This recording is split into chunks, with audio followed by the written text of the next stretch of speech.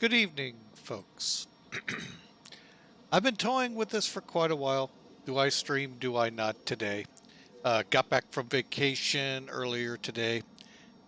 And yeah, I need to stream. So we're doing a kind of a short hop in a roundabout way. We're flying from Wright-Patterson. Let's reverse that. Let's start in McGuire and go to Wright-Pat. So we're in the KC-46. It's actually the FlightFactor 767-300F. So hope you all enjoy. And we're going to kind of get things rolling here. I am thinking there may be something. Oh, there we go. I didn't hear the noises earlier, so excuse me for clearing my throat so much. It's changing massive amounts of climate here. Went from, granted, what's the high temperature here in St. Louis today in the 50s? That's what we started at in Phoenix. And they were headed to the 70s today. Here, well, we're headed downhill. So, you know, welcome back, as they say. Welcome back. Oh, well, that's all I can remember from that great show. But anyway, let's roll on here and get this bird over to Wright-Pat, shall we? It's just going to be laid back. We're just going to have some fun. And Downwind Sim, welcome aboard. Glad to have you aboard. Hope you're having a blessed day. We had a phenomenal trip, folks, in Phoenix.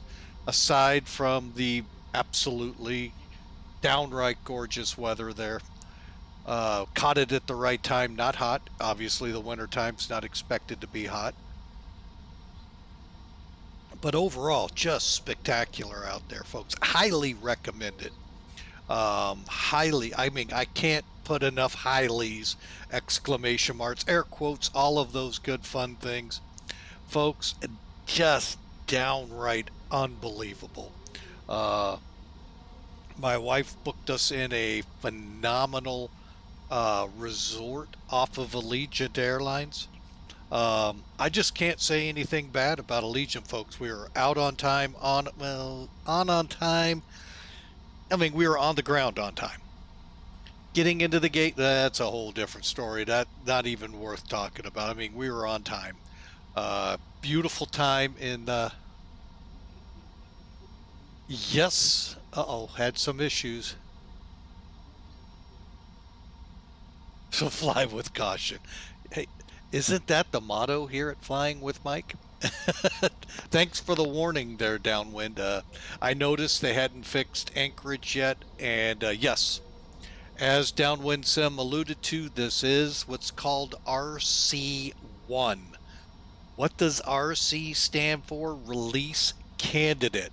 So those of you out there that have been in the beta world with them all of this time, when you go in after the update and all, you're gonna see all the aircraft there.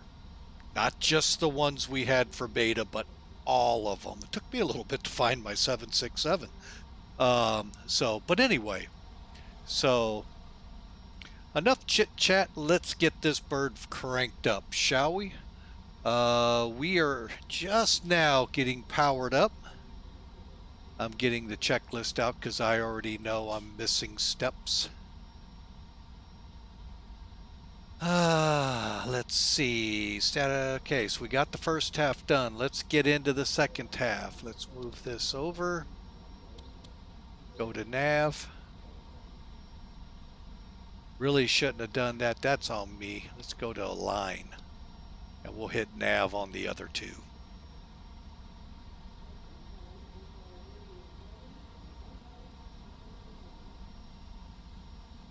Been out of the swing for a week and already messing things up. All right, come on, give me a line here.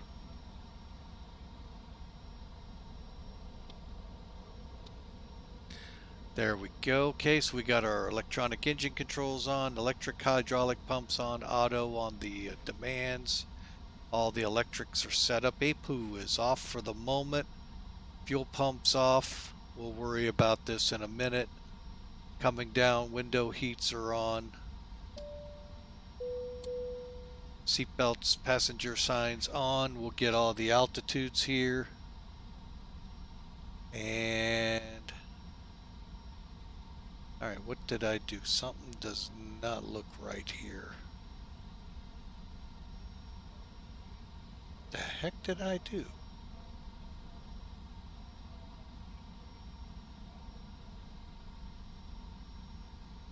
Not suffering in that.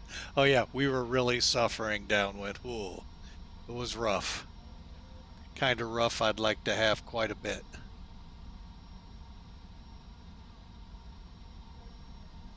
All right. You just pop this out so I can kind of keep an eyeball out on it. Now, I am going to warn y'all, since I am back off a week, I am not going to come up on VATSIM. I am not going to treat them to my rustiness here. We'll get back in the saddle and then get back up with them. Okay, so let's head down, get this FMC programmed. There it is. Okay, and oh, something is not on. Hang on a second. Why am I not seeing?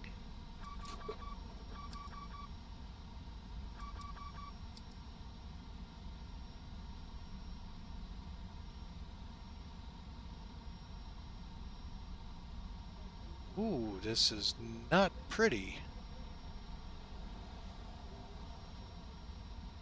Why are half my gauges not working?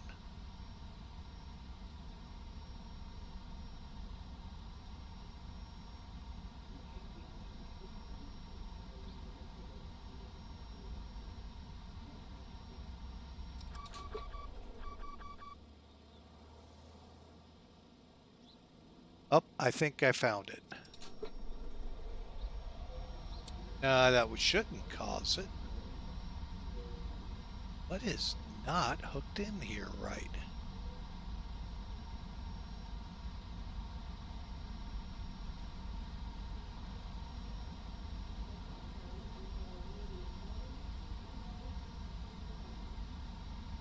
Well, crud.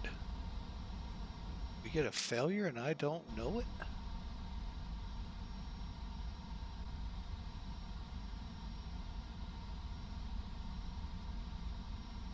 Well, worst case scenario, I'll just restart the plane again. What is...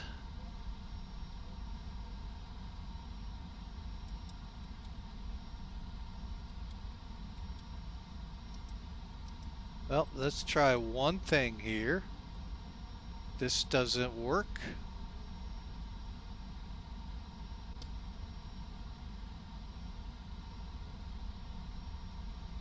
Believe me, okay, reset the plane.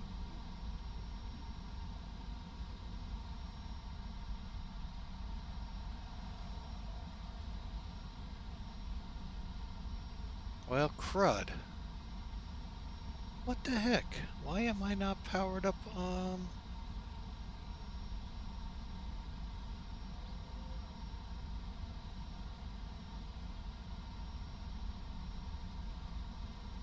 I had this happen one time before.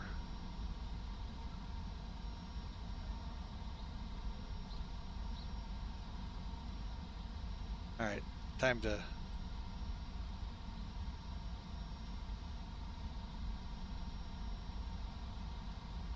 Okay, what are we doing wrong here? Everything...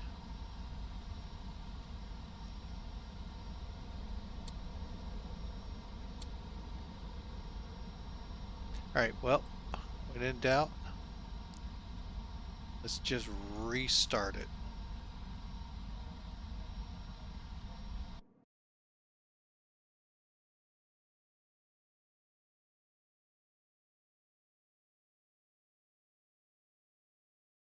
Bear with me here a second, folks, while I try all of this again. This could be a very short stream if this is what we're... I have no idea what I did not click on. And that could be... Maybe I didn't update the 767 with this, so I hope that's not causing the issue.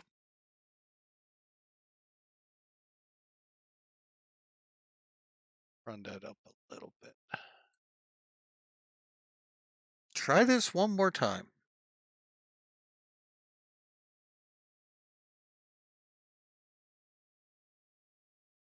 Gotta love it.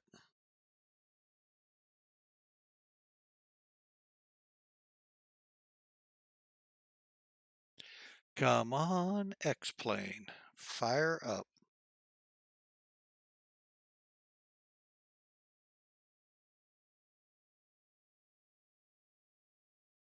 It's yeah, I'll bet it is. So come on, X-Plane. Let's see if we can't make this happen for everyone.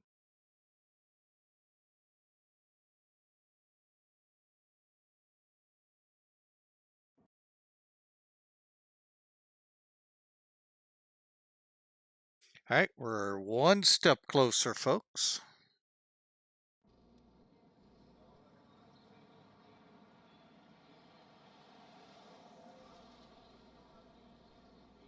All right. Do that. Let's first just try to power it up.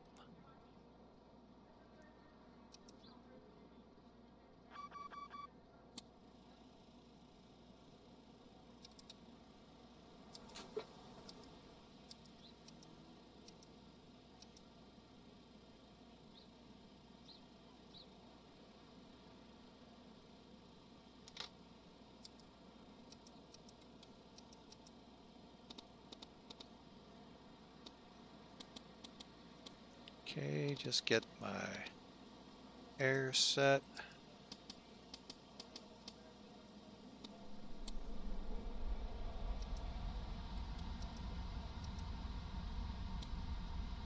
Survey says, hey, we have gauges down there now.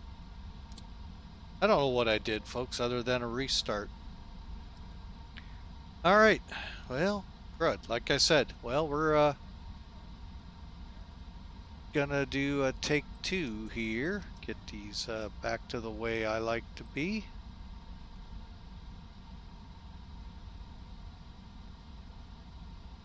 Yeah, one step at a time. Some baby steps that always get me. Come on.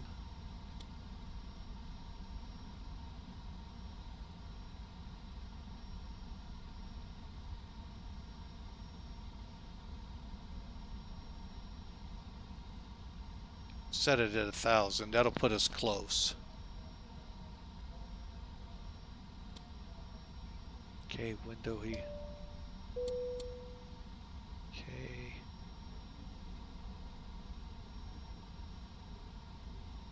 All right, I think we're back to where we were. I just want to check a couple things here. Okay, hang on. That should have been...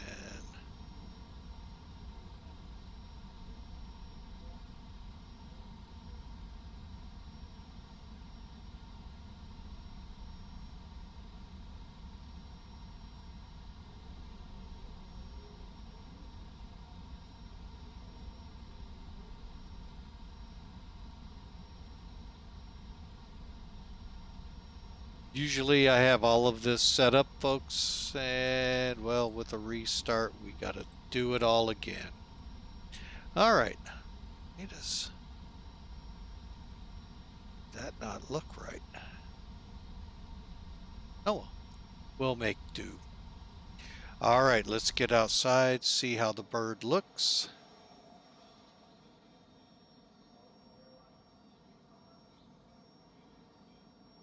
Get my EFB in place here. Okay, stairs, that's all good.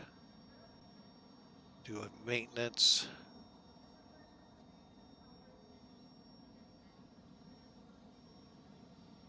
Open all. And yes, folks, they are opening up quite quickly. All right, there we go again, folks. There's the KC-46 ready to go. So now, let's see. We were in the process of aligning the IRS. So let me make sure. Position light logos on. We'll get the cabin lights all the way up. Chart. Even though we don't have a cabin. Okay, now we'll do it right. Align.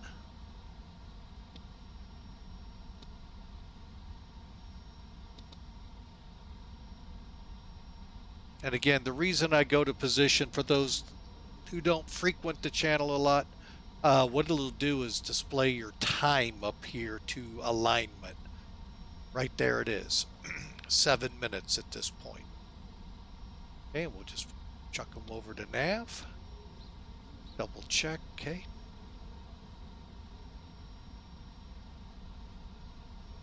That was really weird, folks.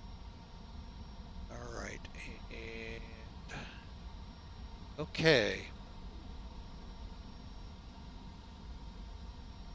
Just gonna pull up the as they call it McDo, it's actually an FMS, and they call it correctly down here. I always get a good kick out of that. Got the latest update from Navgraph, folks. It's out there if you want it. Again, this is XP12 Release Candidate 1. I don't know how many they plan. According to Downwind, they've had problems. So I expect one tomorrow. Or here in the real quick future. Or maybe I did get that update. Who knows? All I do know is we're going to give it a shot from McGuire to Wright-Patterson Air Force Base. So coming out of Jersey for Ohio. All right, so everything looks good here. AirNac came out yesterday for those on Navgraph. If you want to be up to date with what you find on SimBrief, I highly recommend getting it here. Okay, we are at KWRI. Blink. Looks good. Route. Okay, and KFFO. This airport I used to fly out of in the Aero Club when I got my privates, and building time till I just quit and kicked myself every day for that. But, you know, can't completely live in the past, just learn from it. Speaking of, let's see here. We are going out on the Modesto 8 departure. Where in the heck is my, there it is. I'm sorry, Modesto 4, MXE4 to air. So that's where we'll start this.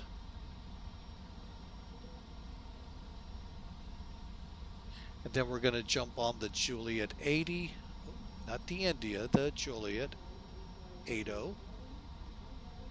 And then bounce over to Bauer.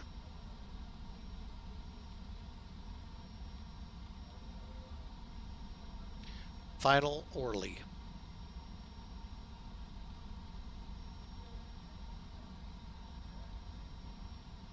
I believe that's all I'm going to need to put in here.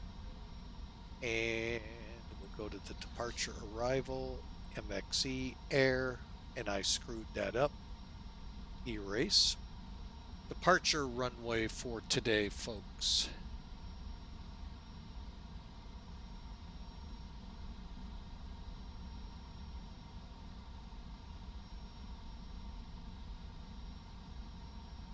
Uh-oh, why are not sending us a... You know, it would if I started Sim Toolkit. It works all the time when you have all the software running. Try that again.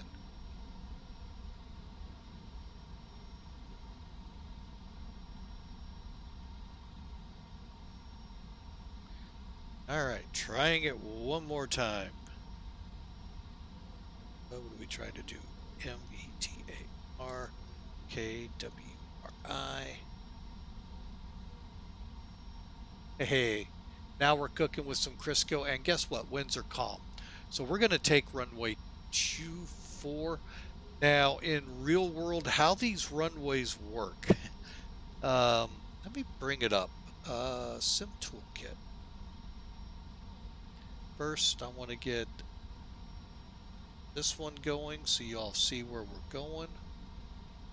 And then the actual product, because I'm going to zoom in now. All right, so here's where we are. Now, we're right next to Trenton. Wait a minute, is that Trenton or Philly? Anyway, we got Trenton just to our west, Philly a little further to the west. And then, of course, the big airports up in New York City. So what they're going to gauge here is to try to keep the flow as close to possible there. So, and how I kind of figured this out is watching Mid-America Airport with the runways. When that windsock sometimes is pointing for the other runway, they're coming in the wrong way. It's but Lambert, they're funneling, so it makes it easier to funnel the traffic into the area. If you don't have one airport going north-south, the other going south to north, it makes it a whole lot easier to funnel traffic so they don't hit each other. You know, it's always a bad thing when they come together. But we're not going to be on VATSIM, so, because I'll lay odds there's probably an update there. All right, so, but anyway, here's Sim Toolkit real quick while we're here. Pull up the flight plan. Loadout is 96,620. 96,620. Let me divide that out by 9,800.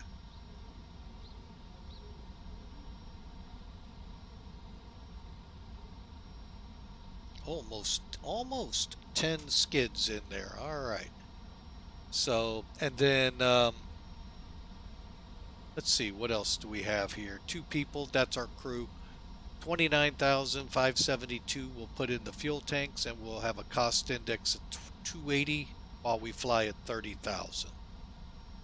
Winds are going to be in our face, 52 knots. So it's wintertime, folks. You fly west, you're going to come into a headwind.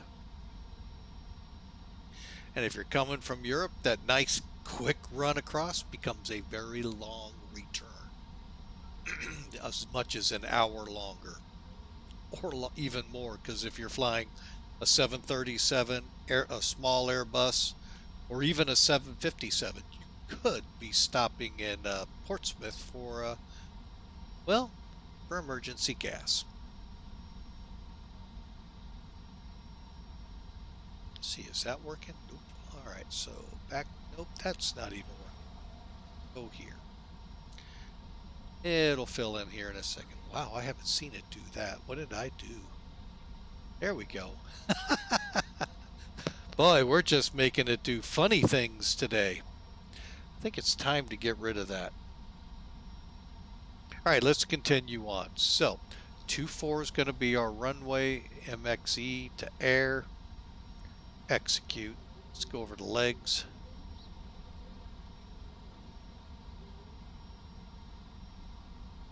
Okay, so I don't see anything sticking out as of yet. We'll set up there. I'm going to bounce up top here real quick. 1 minute to go. Cool. And then we're going to put in our cost, all of our indexing here. Oh, let's get the plane loaded while we're waiting. Back to the EFB, ground. All right, now what I recommend doing is putting a 0, a 0, and a 0. Reason being, folks, this will screw you up if you see numbers here. Okay, so we said 9 pallets. Each pallet is 9,800 pounds. So don't let that fool you here into thinking, oh, if I put 9 here and I put a cargo weight of, say, 25 or 2,800 pounds, it'll add up to whatever. No. You just put on just about 96,600 pounds. Now we're going to find out what the remainder is. All right, and then I'll show you where I stick that, and it's not where you think. No. Not in a certain anatomical place. We need to get to 294. 620. We're at 20. Oh man, we got 286. 200 on board right now. So 8,400 pounds. Wow. Would have never guessed that. 8,420. And now we're at our 0 fuel weight. All right. Final number to go in is the fuel. 29572. All right, so we want to optimize. We did our maintenance, but we'll do it again and start loading. Takes time. Now, you'll know you're finished loading. One, the noise you hear in the background, folks, the clanging around and the yippee yapping yakking, that will stop. It will not say loading the plane, please wait. And you can close that, it doesn't matter. But what I like to gauge off is this gauge right here, my fuel gauge. And I love that Boeing put it like this underneath your fuel panel. So that way you can see your fuel management ahead of you.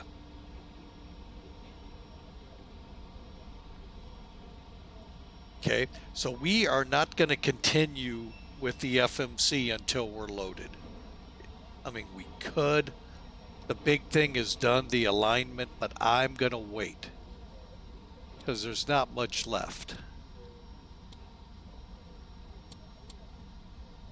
Okay, but I am going to go ahead. We're not even going to put in our arrival yet because who knows, it might change.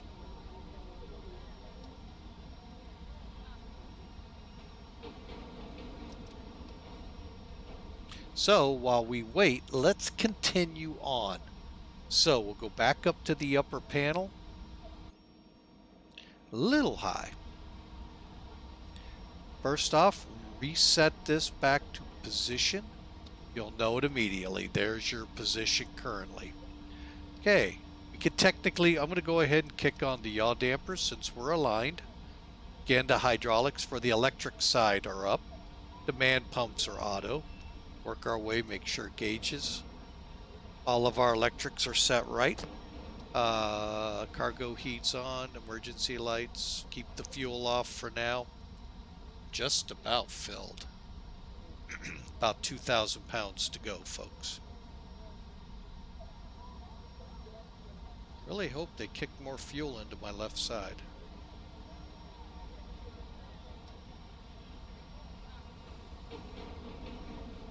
Okay, coming down, everything's still set. Now I'm going to get that information for Wright-Pat. Maybe. There it is. 823. The reason I dialed it down, folks, it just gets it closer and then I'll set it, you know, as close as we can get. 823. Okay.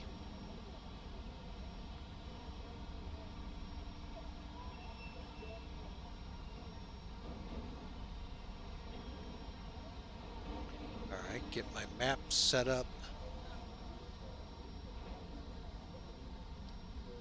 And 29.1, double check sim toolkit. 29.5, so we're just a few 100 pounds away. We are really loaded monkey.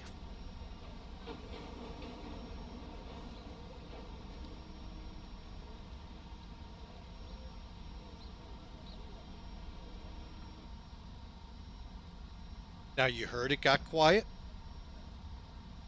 29.6, and if we come back up with the EFB, you don't see loading anymore. Okay, so we're ready to go. Okay, our cabin is set to auto, trim air, recircs on, auto. We'll be turning these off to start, but that's not yet. So the upper panel's ready. Middle panel looks good for now. Gears down, 3 green, flaps showing 0 here, 0 here. We want to make sure they match.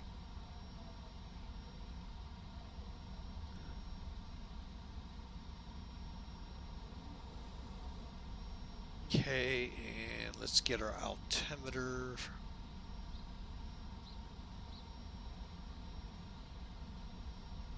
.3046. And I noticed that on the barometer here in St. Louis, that it was super, well, it was high when we left. It was actually higher than what I set. And once I set it today, we went out, did a couple errands as you normally would do, getting back from vacation to be able to live. It had already dropped 10 points. We were at 30-20, I think it was, 30-25, something like that. It was already down to 30-10.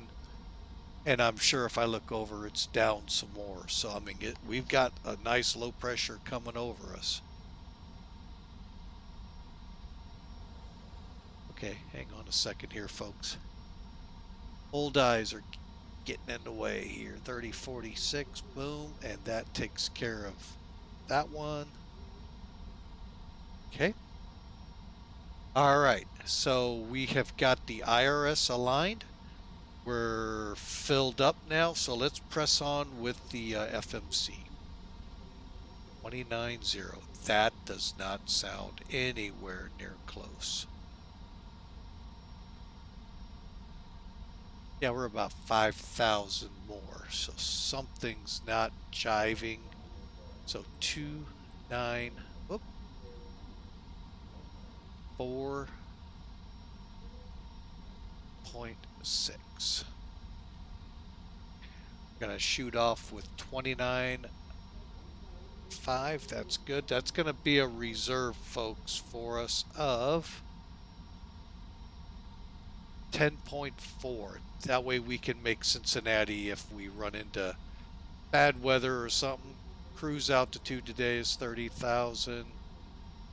Cost index we said was 280. And the wind's 276. Diagonal 52. Ah, something didn't click in like it was supposed to.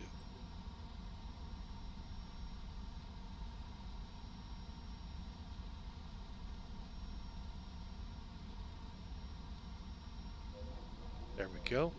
I'll go for 2,000 foot step climbs, even though I'm not planning one. Insufficient fuel. Let's punch progress real quick. How bad is it? Excuse me? Minus 671. What the?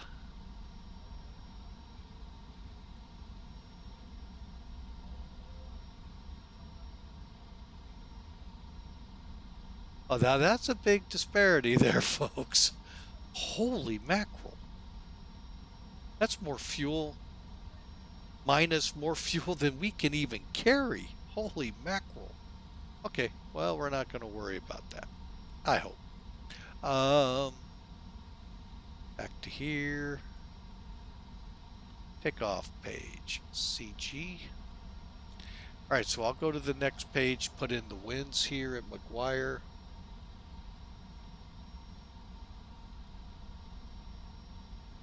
Calm. Okay, I don't have to worry about it. And acceleration, reference, temperature, 4. Okay. Come back here.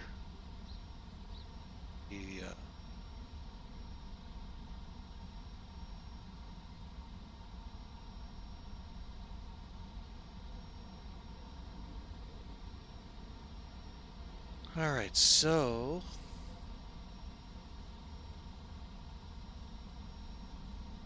let's do, is that TO? Yeah, 57. Laps 5.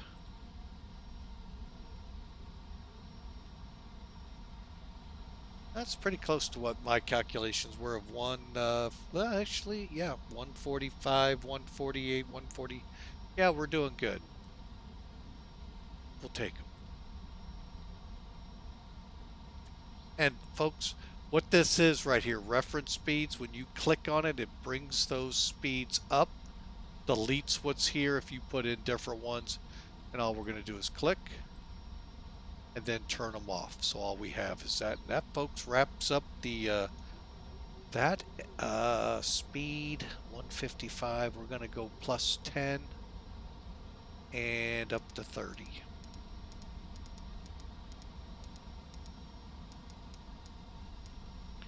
Runway headings 238.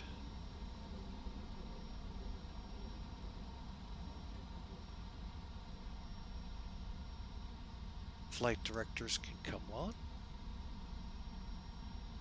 And folks, all I've got left to do is turn on the APUs and get us rolling here. The big thing here I like to always make sure is my bank angle right here. My limits are set to auto. DB Vetter, welcome aboard.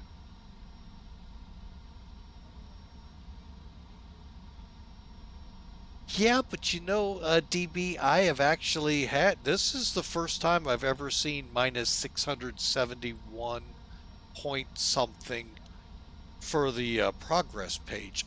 Never seen it that, I mean, can't even put that much fuel in the plane. So I don't even think you could have 747, come to think of it.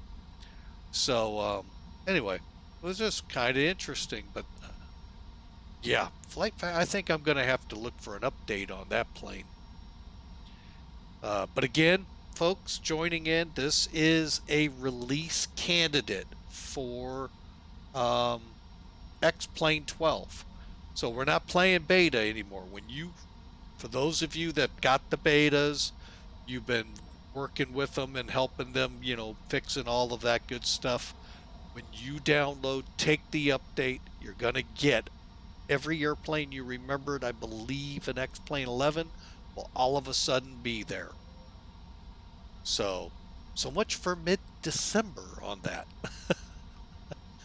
Oh, anyway. All right, so with all of this done, let's be careful here. All right, so I can get rid of the LSU, the loader,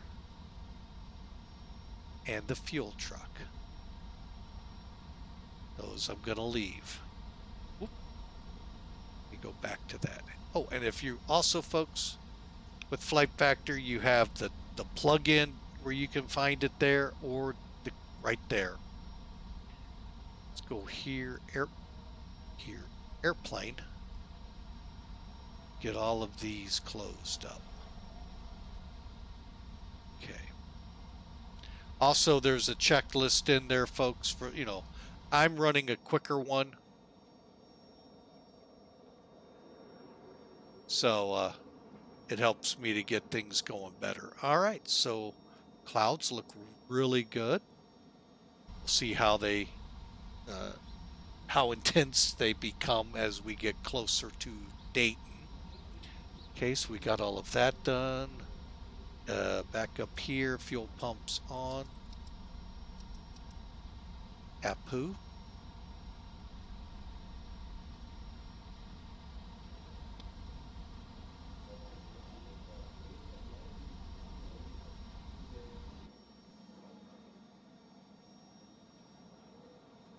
I don't know if we get an APU sound or not.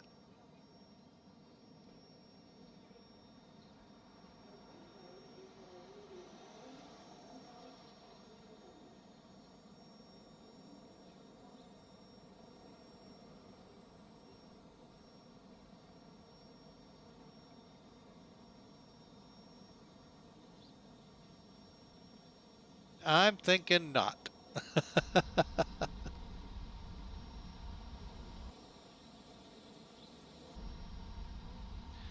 And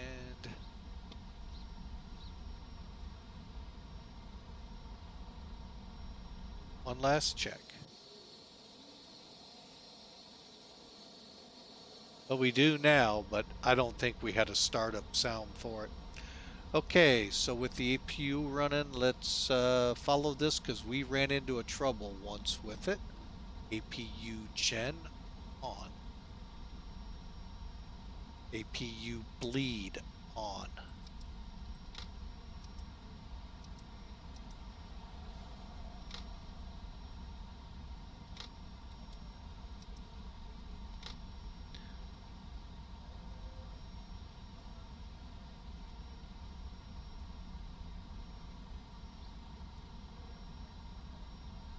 Okay, I don't know if y'all were seeing what I was doing here. You see where I've got this at? If you see if it does it again.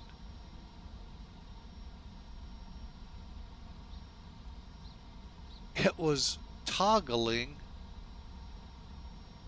this cover. That was interesting. Never had that before. Okay.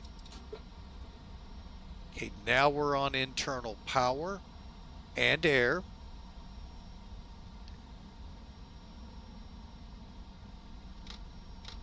Okay. And all doors we can command to close, ground equipment can be removed, and we can get ready to go here. All right, so real quick here, start this up. We are flying for Sim Air Force today, so we're getting their ACARS unit fired up so that we can get credit for it. By the way, in my checklist here, 2.7, it says start ACARS. And ACARS is just spinning while it connects, If it doesn't connect, I'm not worried about it, folks.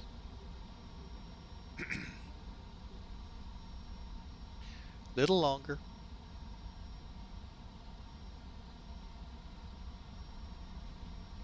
There we go. Lights. McGuire to Wright-Pat. Fly. Generate a load. That looks good. We're going to do that and a route.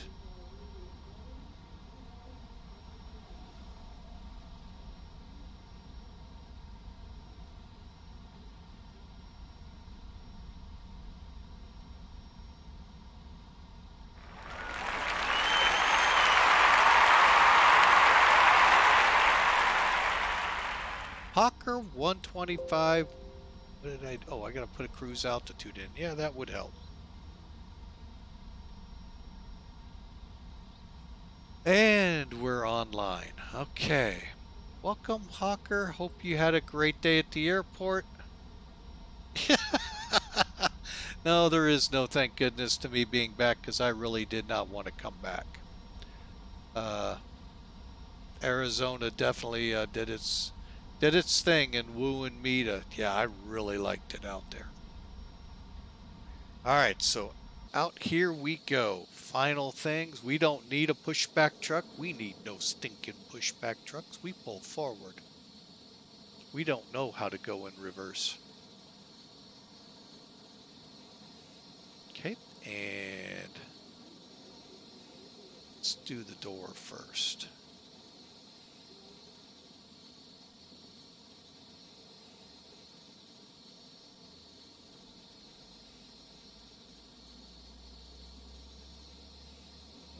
Okay, we are on our own, folks. Oh, Lord, help us now. All right. And you all at work thought I was kidding. I really didn't want to come back. All right, so let's get this bird fired up. All right, back up top here, get those packs turned off. Okay.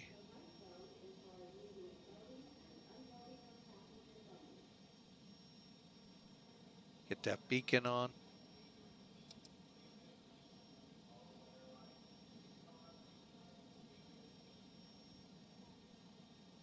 All right, I'm going to switch to engine here.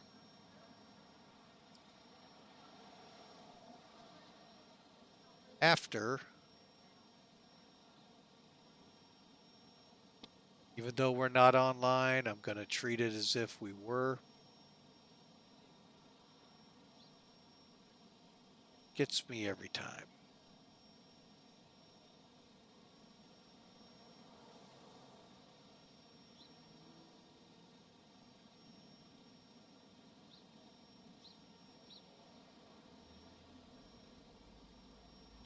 Good enough for me. Okay, that's all on. Cranking them. You know what? Let's go to this angle. Okay, real quick, what we're going to do is we'll select engine number 2 first after I get rid of this annoyingness here. That's what I'm talking about, DB Vetter. I don't even think a 747 can hold that much. So we'll see how this all transpires. Hopefully, I'm expecting no problems. So, all right, so like I said, we're going to start engine number 2. Now, it's going to start building up here on N2 when it crosses this. And by the way, last time I did this, it was like a blink of an eye in there. It does not build that quick in the real world. So by the time I get back down, it'll be time to set up the, bring up the fuel switch. Okay, there we go.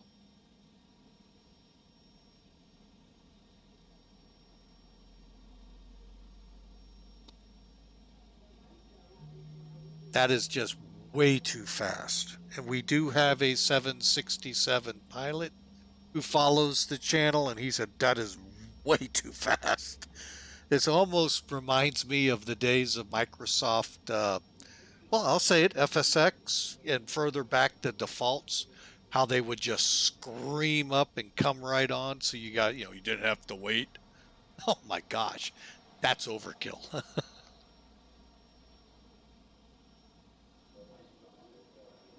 So we're up and running.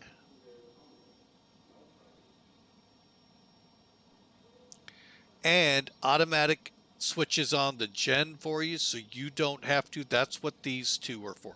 So you'll turn those on in pre-flight. Not going to do anything at that point till you crank an engine up, then it will. Then once you get it cranking and doing its thing, the generator comes on, and there's the fuel.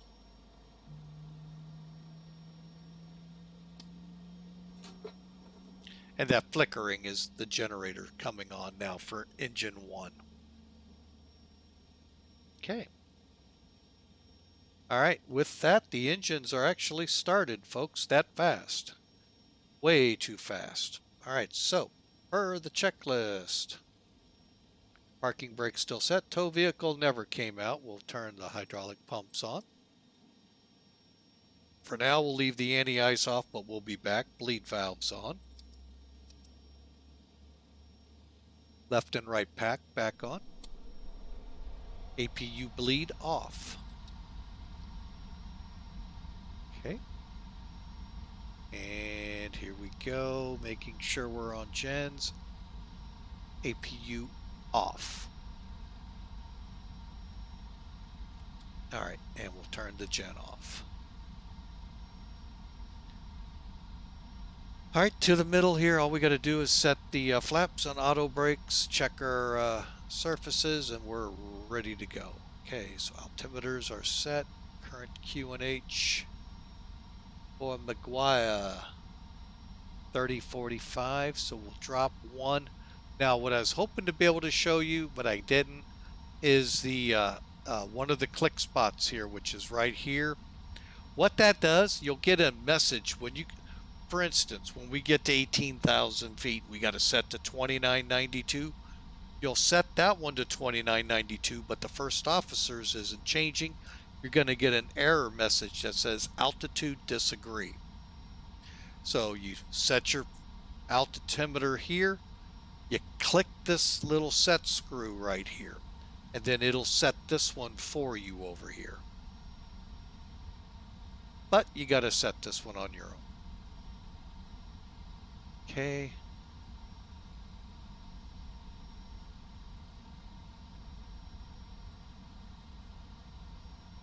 All set. And stay trim needs to go to 4.3. Looks good. Clear that message. Radar can go flight controls. Now, theoretically, you can't see them, so you've got a gauge right here. This is on the digital world. When you're in the 747-200 to 727, you actually have a physical gauge, usually here or here, to show you where your surfaces are.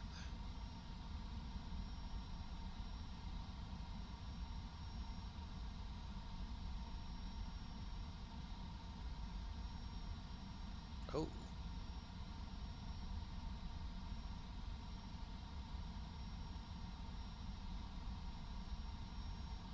Check my.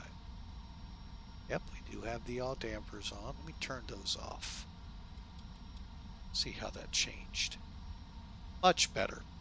It's an old flight sim gig, folks, where if the yaw dampers were on, your rudder wouldn't center. So if you go up, kick them off, you'll see them centered. Just remember to turn them back on. And then elevator. Always make sure it centers. Wow, they're moving pretty. I like that. And then we'll just do a quick freedom of movement. All right, and we're ready to taxi. Stem, AFIS, K, terrain's off, mode's off. Data on. Hang on, let me set this one up. Okay. Here we go. Brakes off. Engines.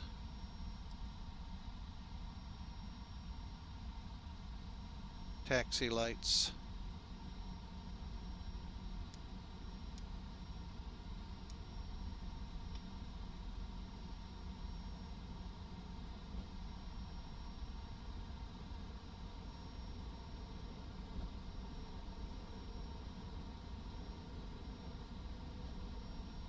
Just remember, those of you used to 737s and Airbus 20s and 19s, got to go a little past it further and then swing the nose over to be on the center line.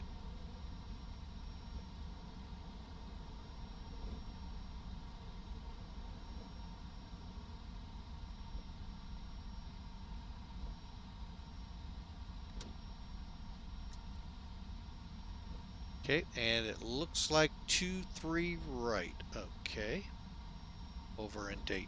We'll see once we get airborne how things are progressing. All right. I'm going to go ahead. I'm going to have to look up this airport again.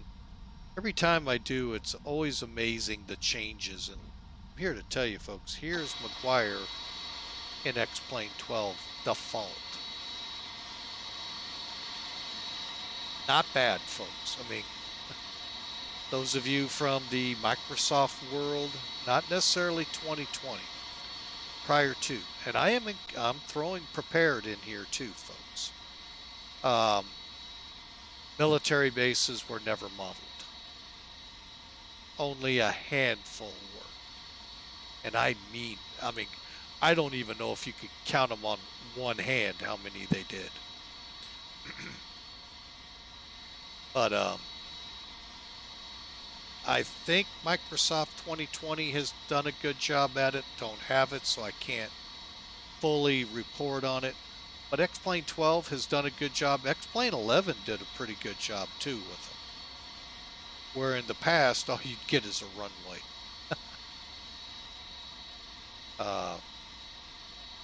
So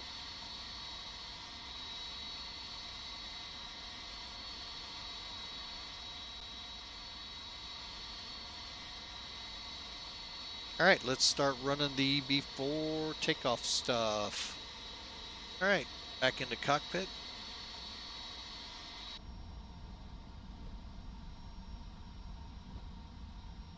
Okay, brakes are set to reject. Speed brakes off. Flaps 5.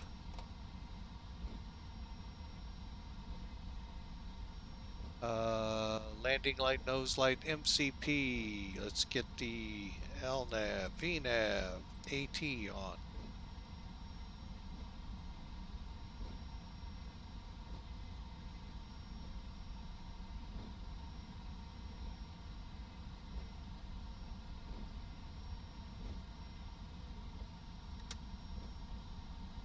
Really has an effect in X-Plane 12. Oh, great. Icing. Well, don't think it's doing anything in Dayton, but we're going to find out. I know the weather's a lot like it is here. Windy, cold. Actually, windy, warm, but because the wind makes it feel cold.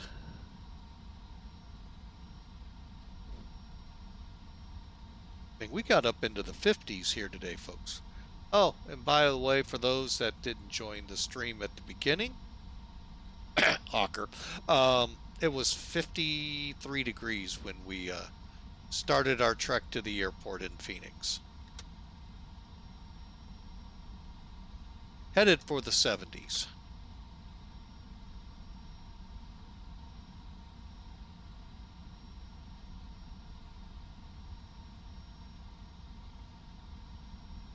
No more beta. It is JW fully released. I'm a bit busy. Yeah, well, I don't know whether to say fully released or not, because we're still seeing now RC, Release Candidate 1. So that tells me there'll probably be more. So, but yeah, Release Candidate out here. So when you do your update, you're going to see all the aircraft that you used to, if you had them, all the default will be there. Okay, speed brakes, transponders, TARA, traffic, let's make sure traffic is on. Sorry folks, I gotta zoom in, I always forget which one. That one.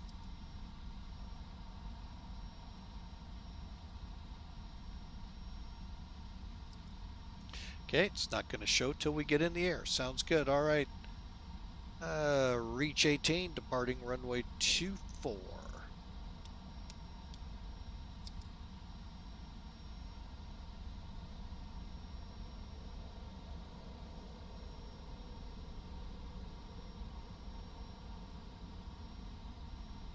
We are in, real quick before I release the brakes,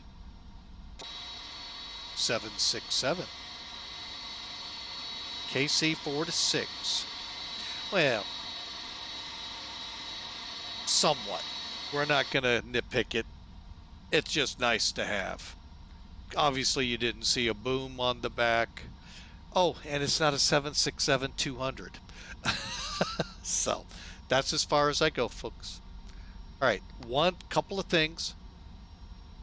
Again, this set screw evens out your altimeters on both sides. This one is Toga. Do I need to back taxi? I think I will.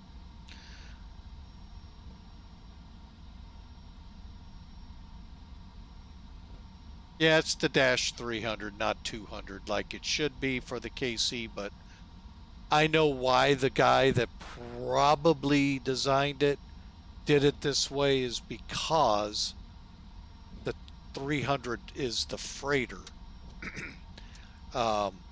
here, so the 200 would just be without a door.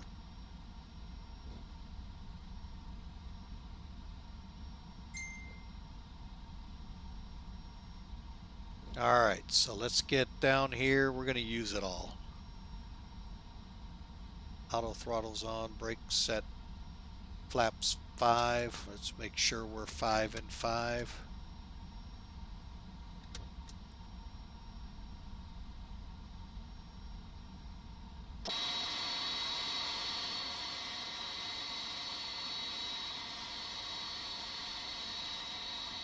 McGuire is home.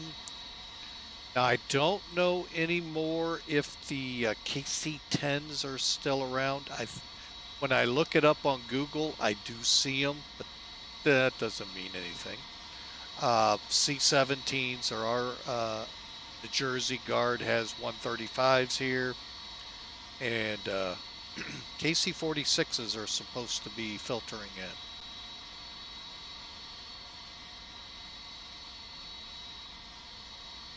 Okay.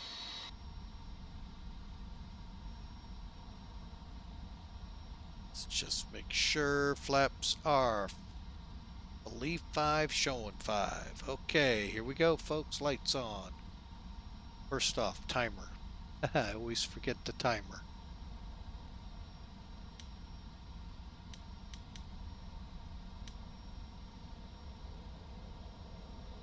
Let me make sure. I think that's stopped. Yeah, there's run. Throttle up. Now what I do, folks, I bring it up to here, which is I think higher than they want you to. And I only do it because look how easy it is to tell that the throttles are together. They're lined up with the circle below them. Brakes off. Here we go. Toga.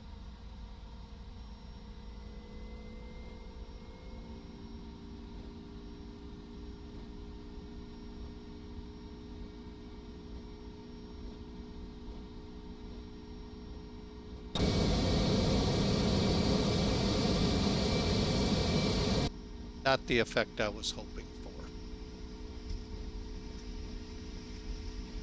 80 knots. Should, if everything is the way it's supposed to be 1,000 feet of runway at the end. V2. Don't think so. Gear up.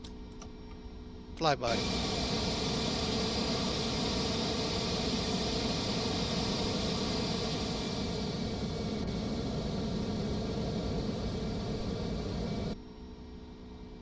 And she loves to do that.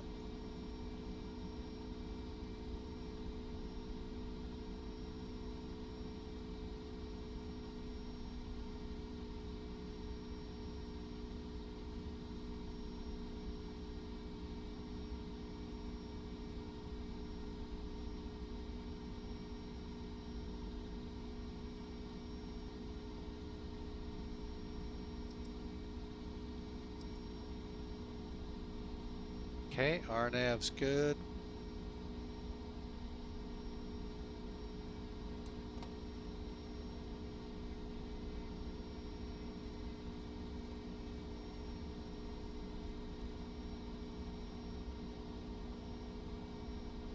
All right, let me get on the map here.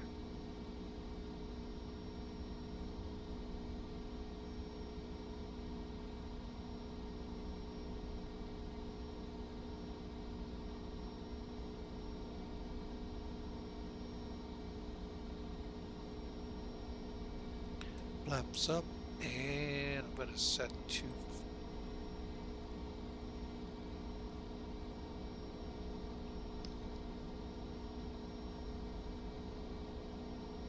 Ugh.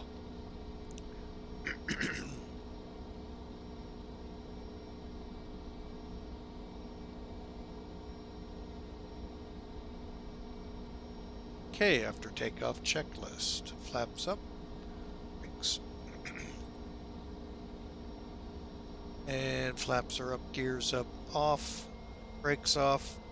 240 as we climb.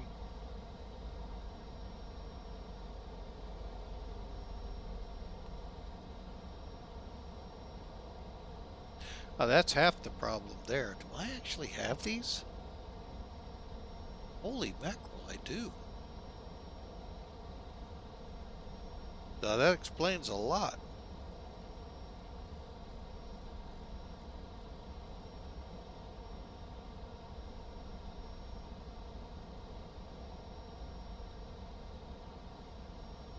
I may head for nags.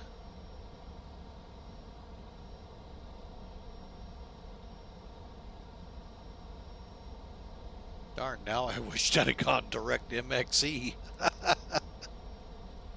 Oh well.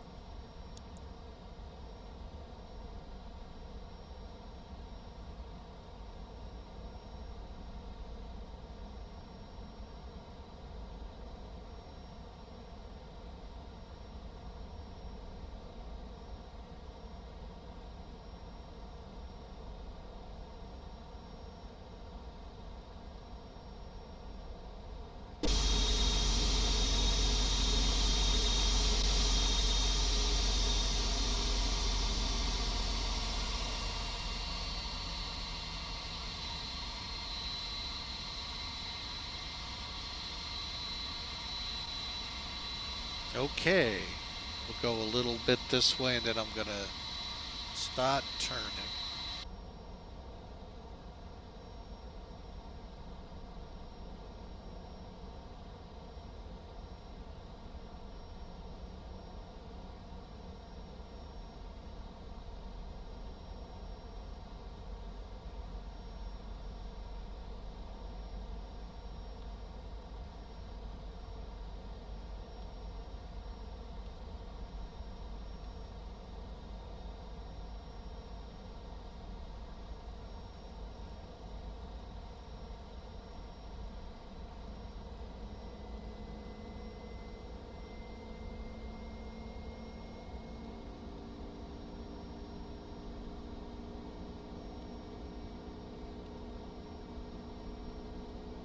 And now we'll start our climb.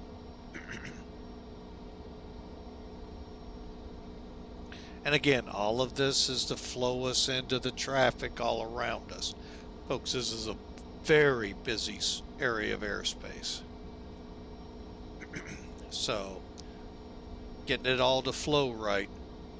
Oh, no thank you. That'd be a hard job.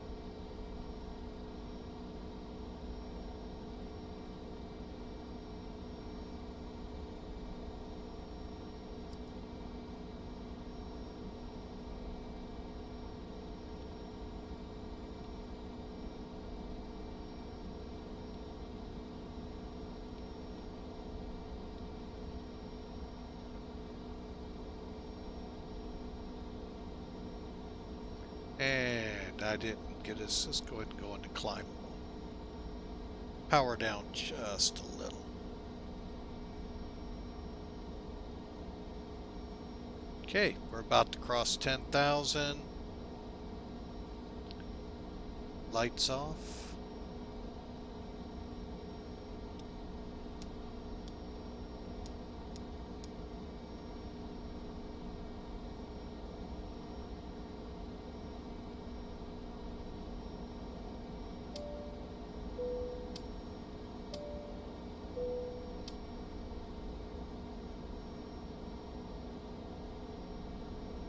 Okay, through 10,000, we'll release that restraint and let her climb.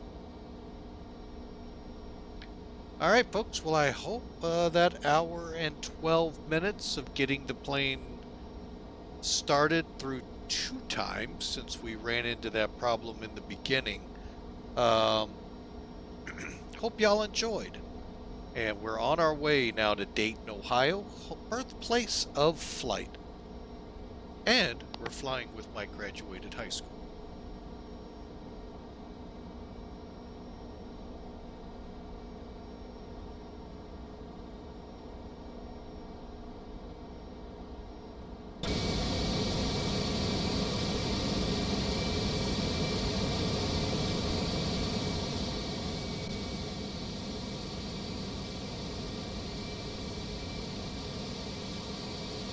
And if you haven't figured it out, yes, we set the time here. Hey, there's McGuire Air Force Base right below us. Again, I think this is one of the handfuls they might have done in FSX, prepared, and all of them back. But Wright-Pat was, I think, 2 runways and a ramp. Scott was saved only because of Mid-America Airport from being the same way, and a lot of other Air Force bases. Army bases, forget it. All you're getting maybe is a runway. It might be a grass road. What are my thoughts on the clouds? Well, at this angle, they're looking really good. As we start, matter of fact, I'll be honest with you folks, let's do it this way. Actually, let's do it this way.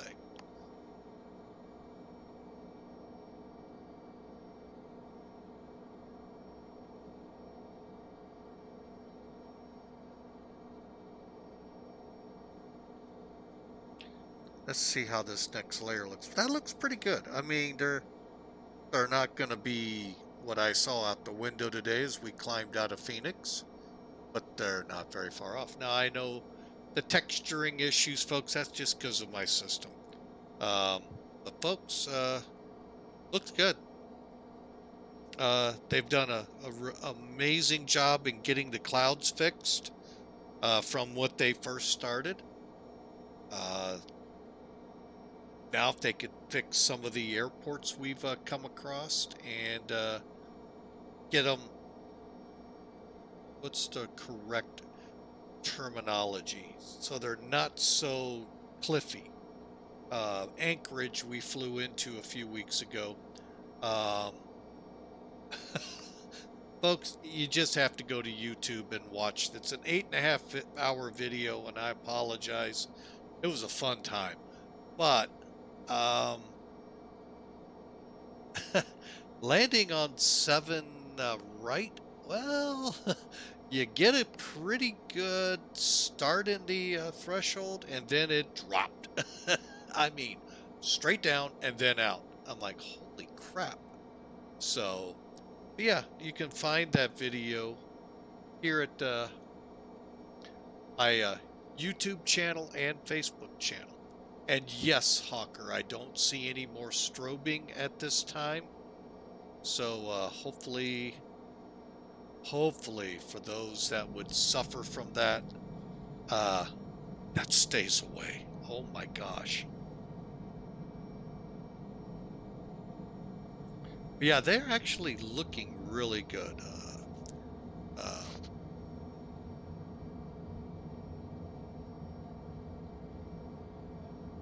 Again, not what I saw out my window today,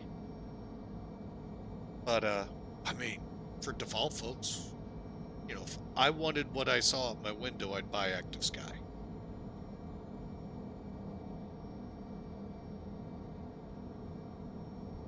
And for those that have to leave this video, you know, at any point in there, hey, I understand. We all have lives. That YouTube channel, though, you will be able to see this video in its entirety.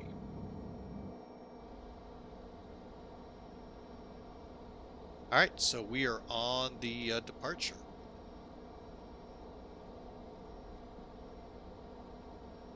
Out of curiosity,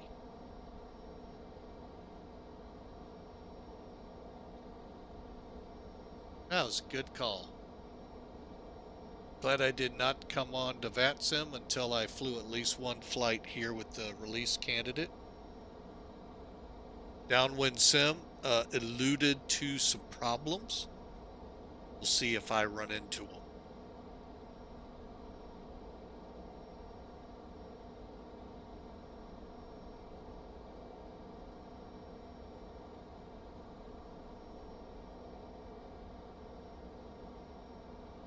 apparently that's coming to X-Plane 12.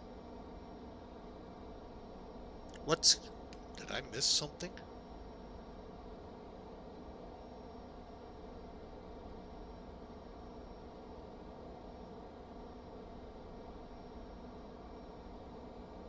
Oh yeah, good call there, Hawker.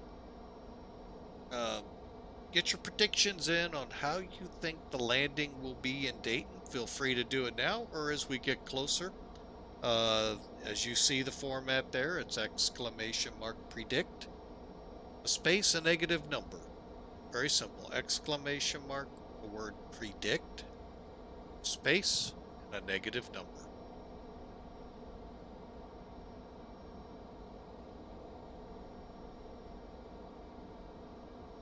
All right, folks, you can see BLV to Gus.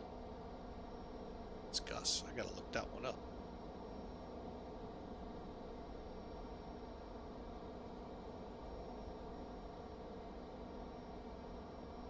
Wait a minute, that now sounds... Is that Grissom? It is. Oh, Lord. That's a good test flight, too. Yeah, Grissom Air Force Base. Yep, head up there where the tankers go.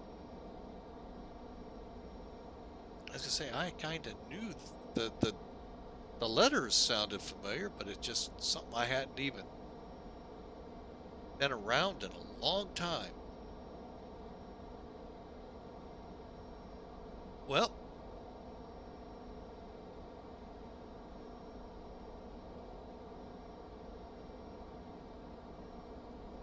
just looking at my gauges, making sure we're not running troubles. All right, we should. Keyword should. Oh yeah, now look at our... Hat off to DB Vetter there. Thank you, sir. You were dead right. Wow. That was the worst number I've ever seen for a vector. Wow. He called that one perfect. Got it. Man, thank you, sir. Said it's a FlightFactor thing, and clear up the vector, and it clears it up.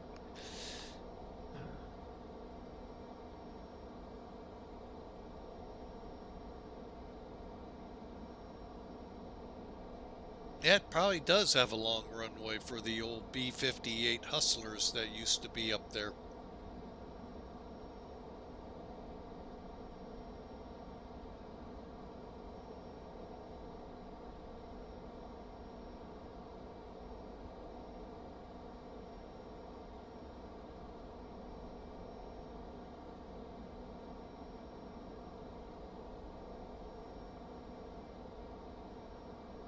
All right, folks. Well, I am going to kind of kick it back here, kind of still in vacation mode. Actually, for a couple more days. That feed up. Well, Hawker, enjoy the heck out of it.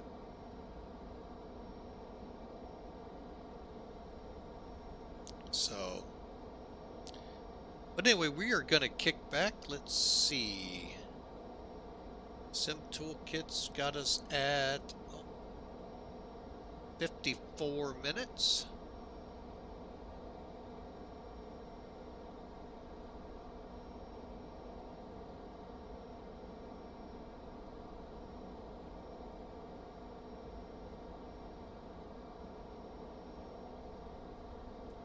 Yep, 54 minutes. So let's 53 now by dawdling there.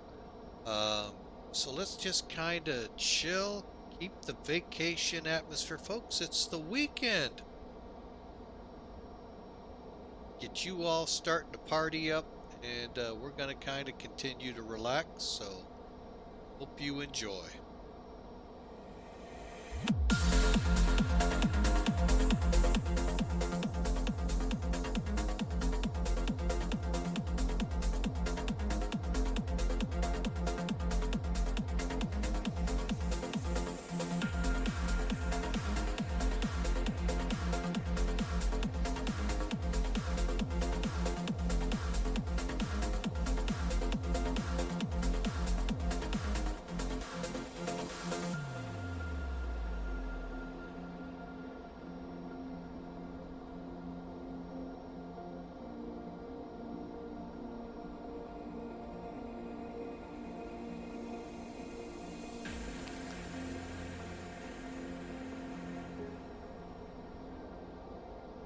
All right, folks. Gonna interrupt it for just a few seconds. Remember what I talked about, that altitude disagree? Well, we got the message. You saw me dial it down from 3045. Doesn't affect it here. We'll dial this one down real quick.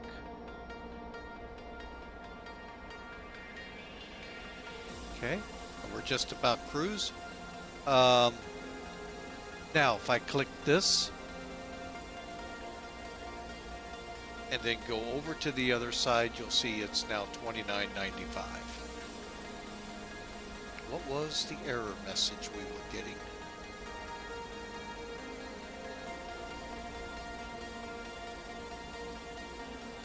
Must have been an overspeed. But we're leveling off at 30,000 feet. I think I gotta adjust my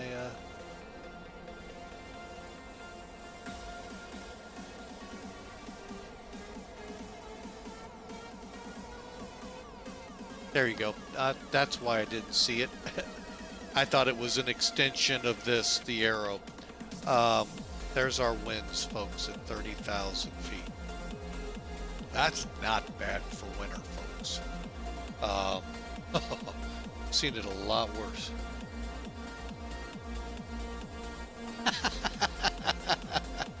Yeah, right. Fun little town, I'll say that much.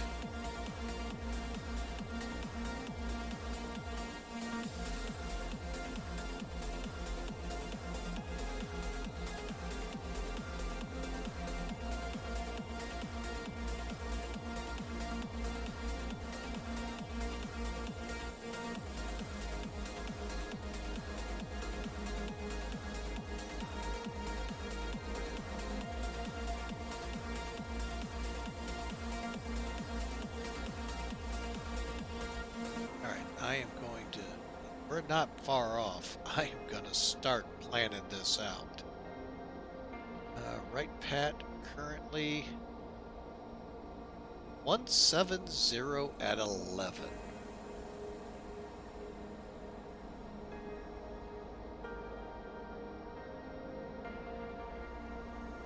Light rain, 10-mile visibility, overcast 5,500 feet. Whoa. Wow, what a taff. Now it's 180 as of 0058. About an hour old. Let's see which one's more current. Sky Vector? Sky Vector is 170 at 11. Alright, so 170. That's 23. Alright, let's take a look at Dayton real quick, see what they're landing.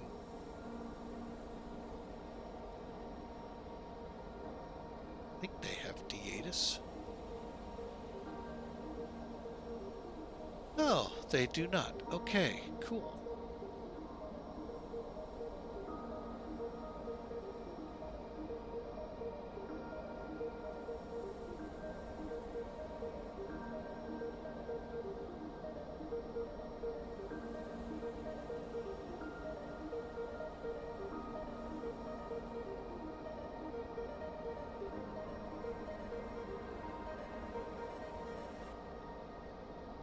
Alright, so we're going to plan 2-3 right.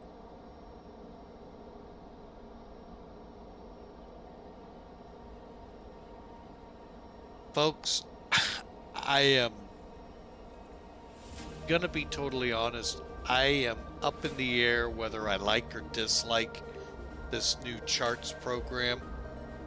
I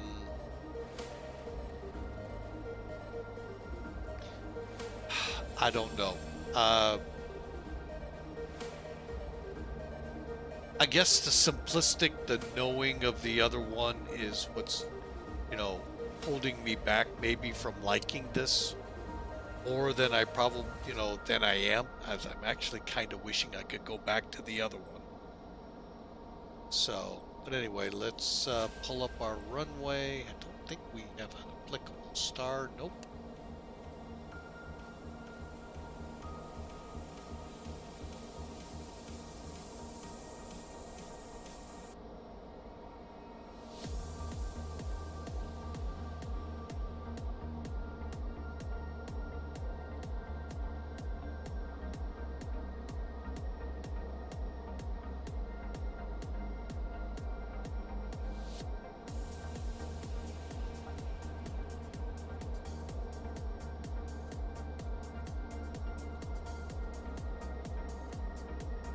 Alright, I have to check my map here.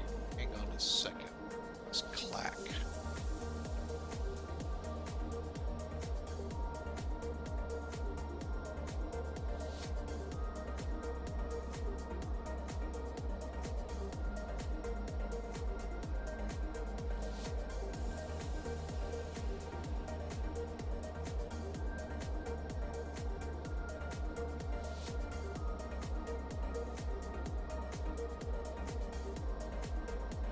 Works for me.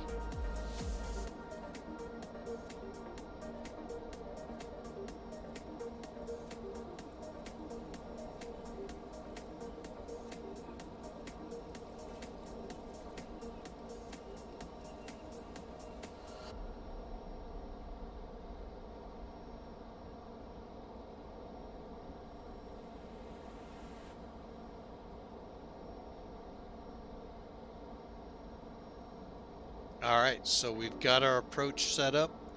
All right, so yeah, let's do it this way.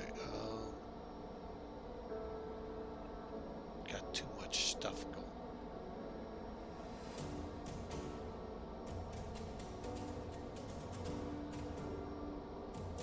Okay, let me bring some charts in.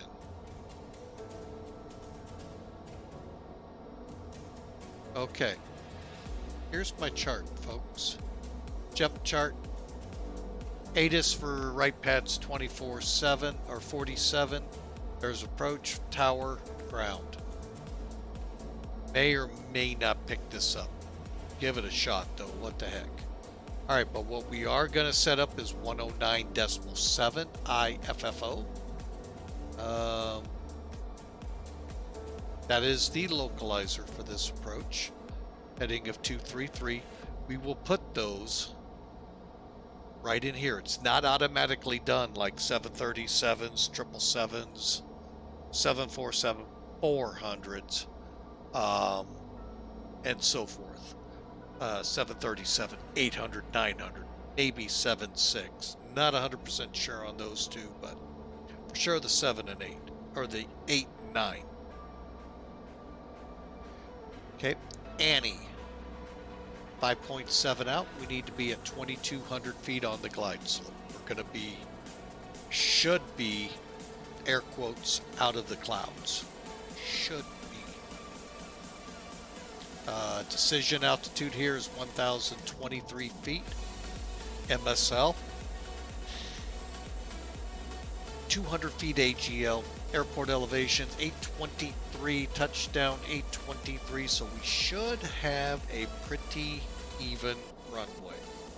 So we're going to hold right there. Now, why did I keep the FMC up? Actually, I want to bring this around. Come on, computer. There we go. Better view that way.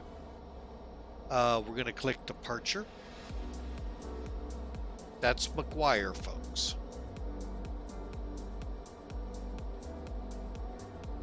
I'm going to go to FFO arrival. These are not applicable to us. This will take us too far north and stuff, so we'll just stick it to the course we have. ILS, transition clack.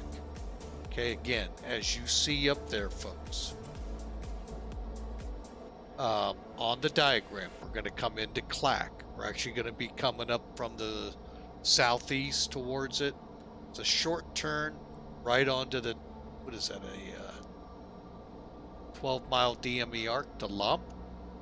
Come down to Annie, Jenny, and right on in. So we've got everything set right. Let's hit execute to activate. Go back to legs.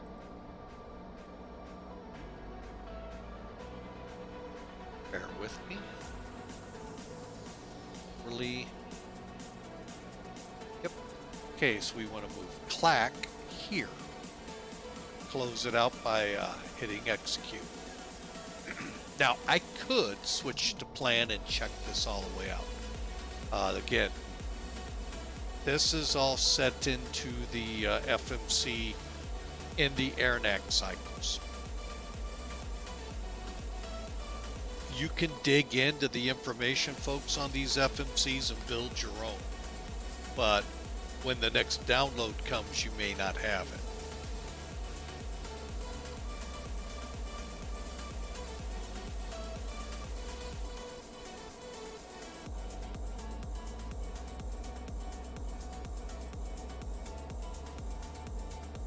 Yeah, we're at 29.92 now there, Hawker. Okay, so we're looking good here. Let's final check. And this got me once. I didn't check my altitude, so we're not to go below 3,000 here. So clack the lump. We can be maximum 6,000 down to 3,000. So we're under 6, coming down to 3.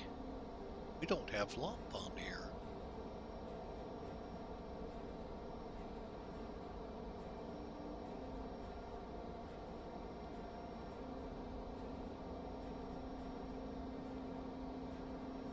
And then our missed approaches in Kate, back to clack and do it again.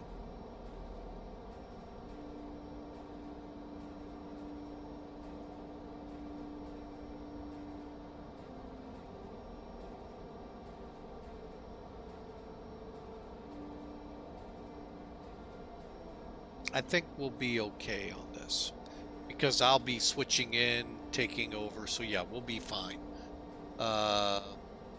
As we turn in, because right here is where I'm going to start the turn for 233.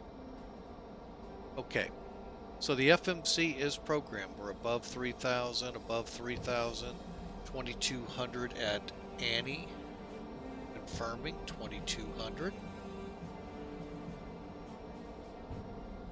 Okay. 15.2, we need 10.4. Alright folks, so we are programmed for the approach now.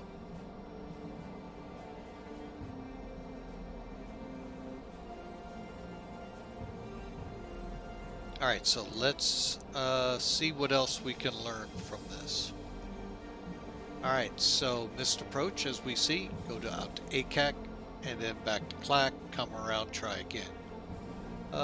There's your information for what you need for this approach. The big thing is when we transition from gauges to outside, the glide slope in the plane may not match the glide path on your PAPIs or VATSIM, depending on the airport. All right.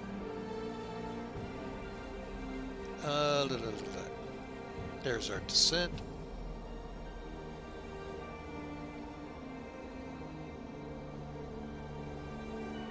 Okay, currently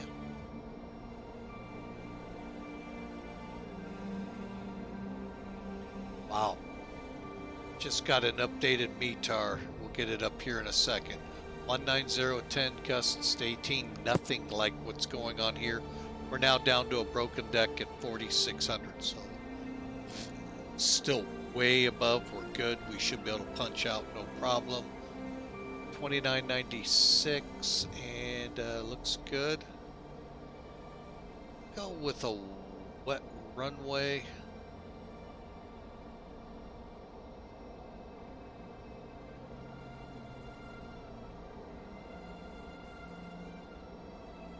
Okay, so we're looking at a VREF of 142 at this point. So we'll probably be coming down around 150, so about 800 feet a minute. However, looking at that chart, we have to kind of guess it. That's why I said about 800 feet. We're right here in the chart. We don't have, oh, at Genie, okay. So 2.1 is the missed approach point.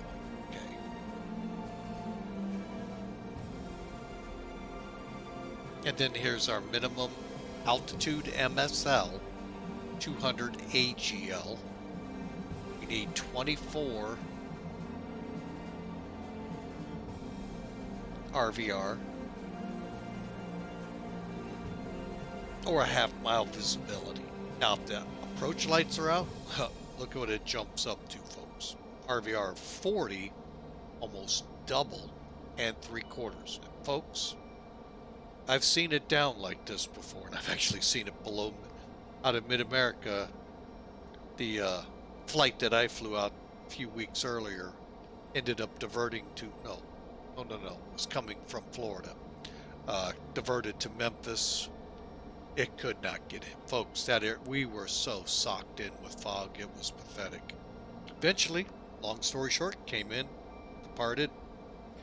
Other things happened, but no big deal. Airport-wise, passenger-wise, I feel, it is what it is. So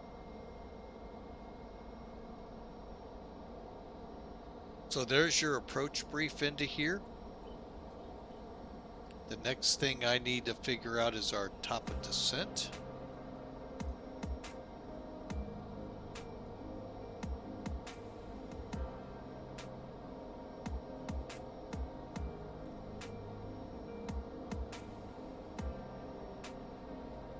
All right, top of descent.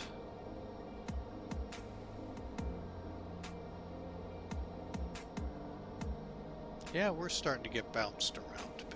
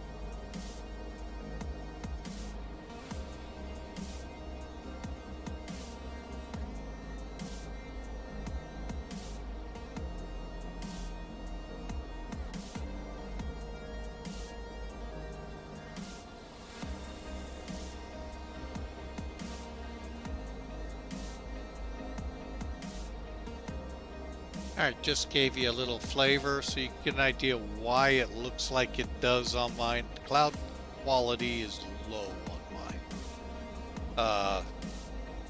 I've got like a 2080 cheap graphics card, folks, from Nvidia, so I'm like a couple generations back right now from the high-end top of the line. So that's why it is what it is. So I think it doesn't look too bad. I mean, yeah, it does. We'll try to experiment. Maybe we can bring it up. I mean, clouds look pretty good. I still want to take some issue with Austin and the no, for default they look great. I mean, here I am thinking, I need to make up, make it better, but oh heck yeah, I know that, Hawker. Yeah, 5 minutes, man. The time you buy it, it's already outdated. If it's sitting on the showroom floor, there's already computers out there 10 times better than it.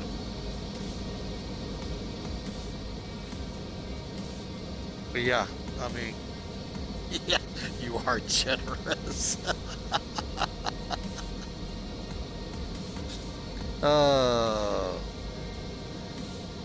Alright, so we're just cooking across the eastern Pennsylvania, West Virginia territory, headed for Bel Air, VOR, and then that'll be the end of the departure, believe it or not, folks. And then we'll begin setting up for the arrival. Right now, I am going to call, see, we're at 30 and we need down to 6 to 3, we'll call it 5. So that's 25 times 3. Let me see, what would that be? 75, 85, we'll go about 90 miles out, and then we'll start our descent.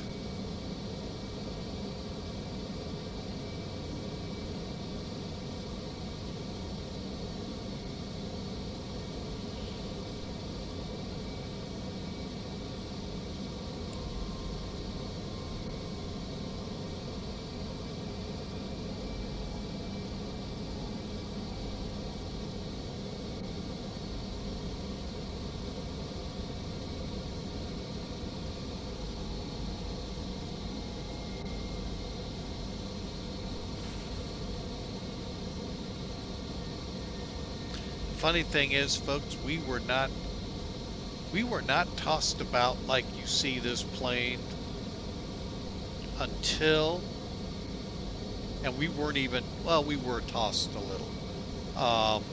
We broke out of the clouds at about, I'm gonna guess, 2 to 3,000. Could be a little higher here in St. Louis. Lining up for the runway, we started to get into the ground winds. And it was, I'm just going, just get on the ground before golf. Get on the ground before taxiway golf. Because I've seen some holy mackerels when they go past taxiway golf. Nothing bad, many a go around. Yeah. It's basically, if you can imagine a city. You all know when you're in a city, it's very windy into downtown, but you get away from downtown and it seems to be better. Well, that's because the wind is getting carved through all these buildings and speeding up at the same time. With each move, it's compressing it. Well, what happens at our airport is there's a taxiway that connects ours to Scott Air Force Base. And there's a taxiway that connects called Taxiway Golf. It's lined by trees. In essence, the same thing as concrete buildings. This tree wall protects it.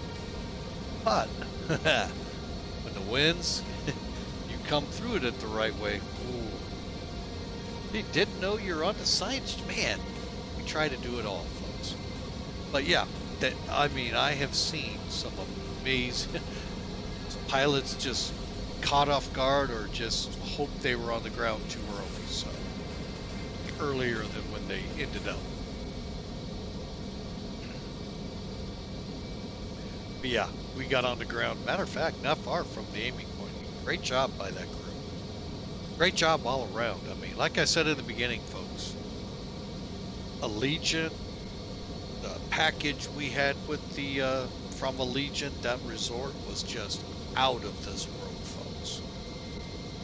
And everything we did, from a train ride up in about 2 hours away in the northern part there, not northern, but middle part of Arizona, all spectacular. Highly recommended to everyone to get out to Arizona, see Phoenix, see Flag, see Prescott. Just all around great time.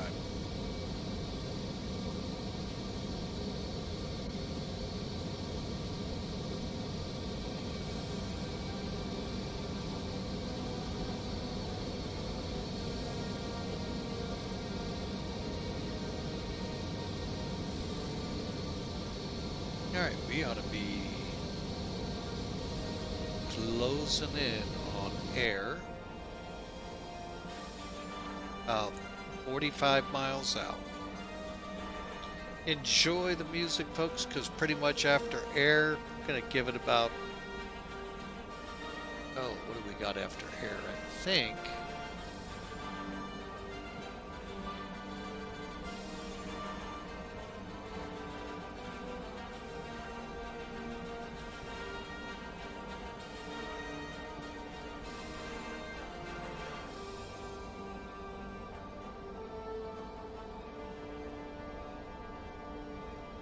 doing some math in my mind, trying not to say it out loud. I already got called out for the Science Channel gig from Hawker.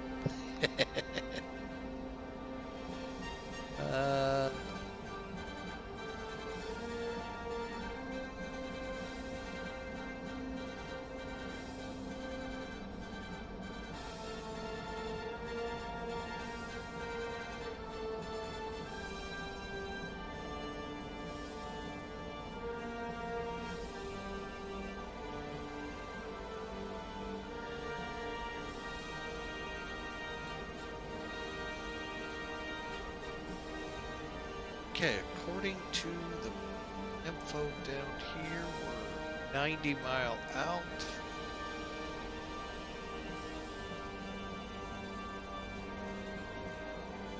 I think it's Xander.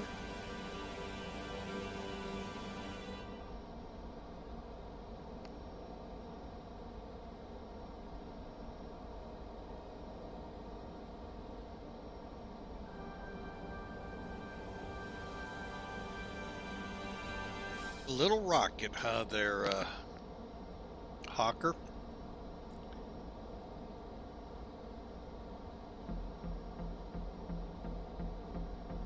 Yep, look forward to seeing you flying that there on streams here soon.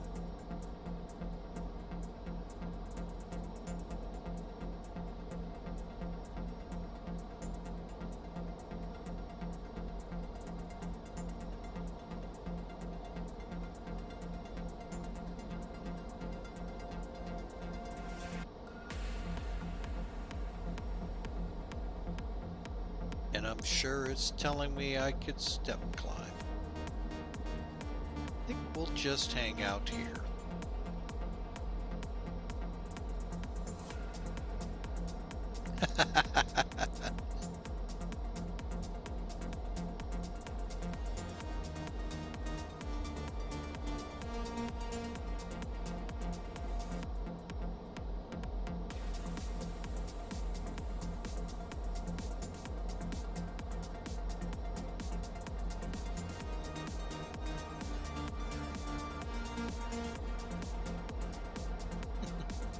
I don't know about that.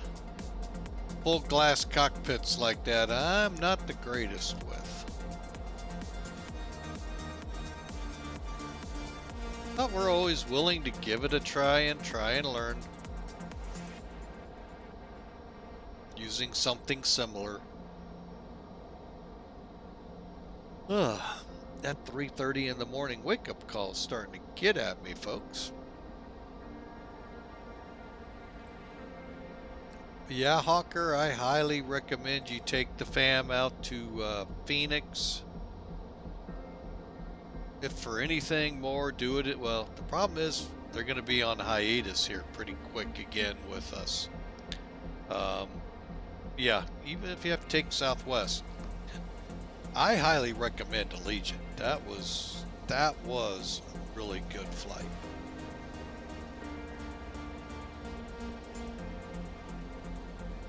Neat little airport too. That is a cool airport. Same with the one just north of it, Falcon, where the Confederate Air Force, commemorative Air Force is.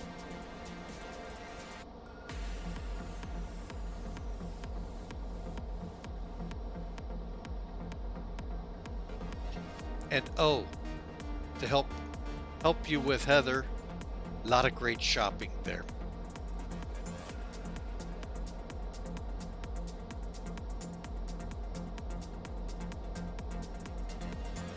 That's to the south.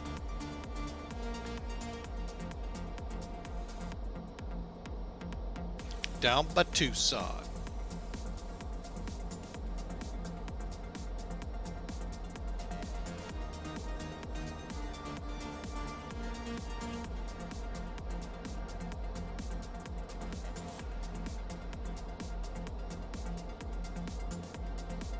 Yeah, I mean, great time, like I said.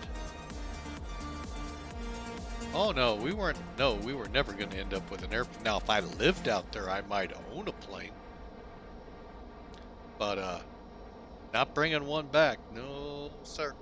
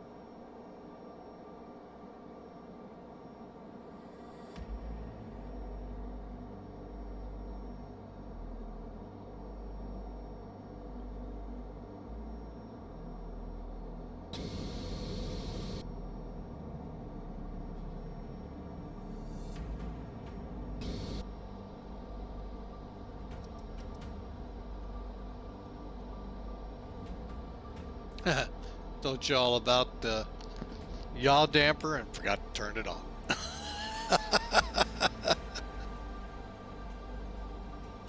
All right, so we are now within 45-ish miles to top of descent. I think it's calling 50 here. Okay, close enough.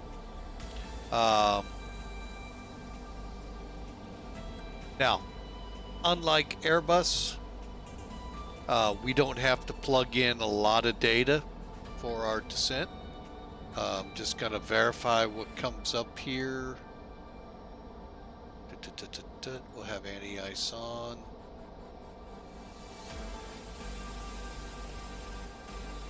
Yeah, we'll plan on having it on. Let's see, we'll do a quick update of the weather.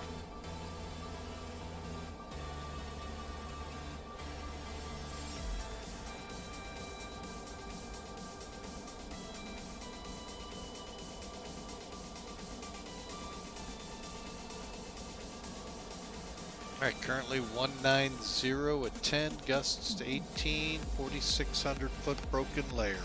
Alright.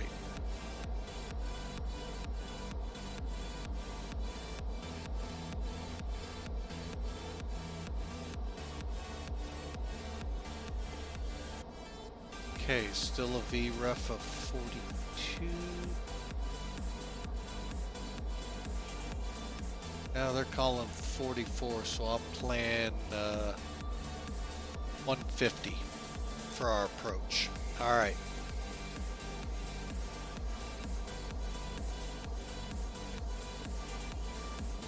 All right, folks. Well, it has been a pleasure.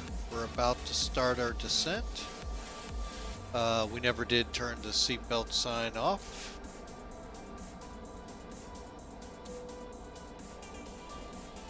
Psych.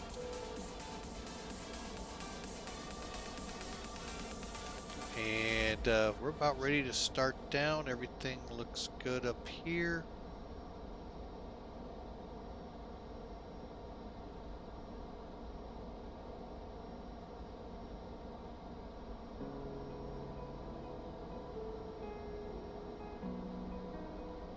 That was about right. Xander. Is that Xander? Is that how it's pronounced? Yeah, Xander would be, there's where the rain is. So it looks like the rain has left Dayton. How far back the METARs are in this, who knows?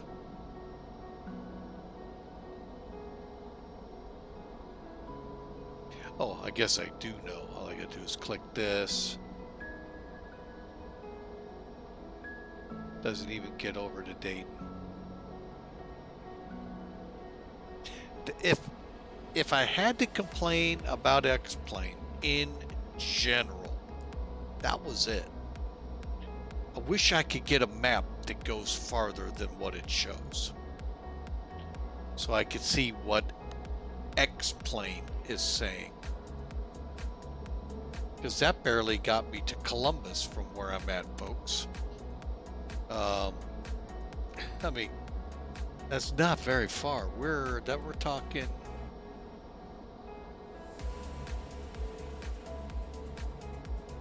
60 miles, 70 miles tops. Now VFR is great, but airline world, folks, you can blink and almost fly that. So.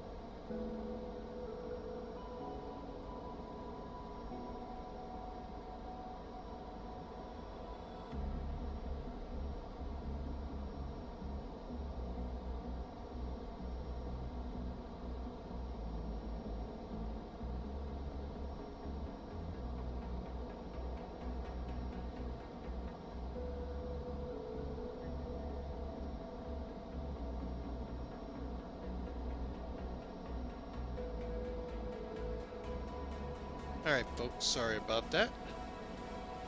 Alright, we're 19 minutes out. So let's do our descent checks. Alright, descending. We need seatbelt signs. Well, it never got turned off. Frequency and course. Let's make sure we match.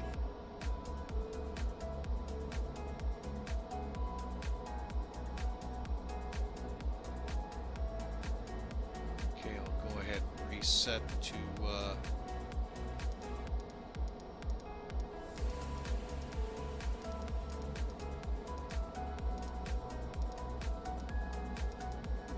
about 6,000 for now. Okay. So frequency 1097. Set match.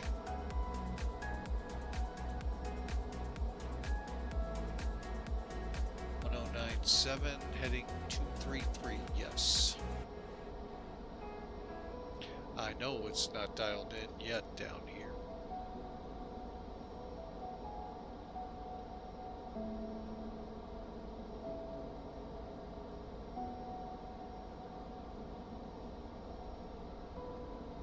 Okay. Alright, so we're all set here.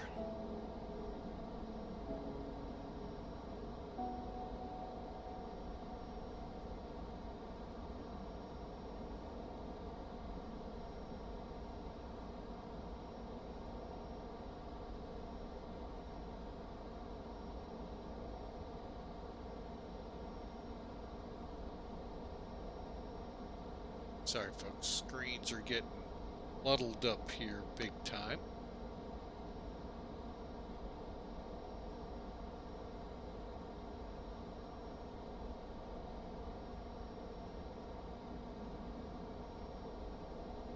Alright.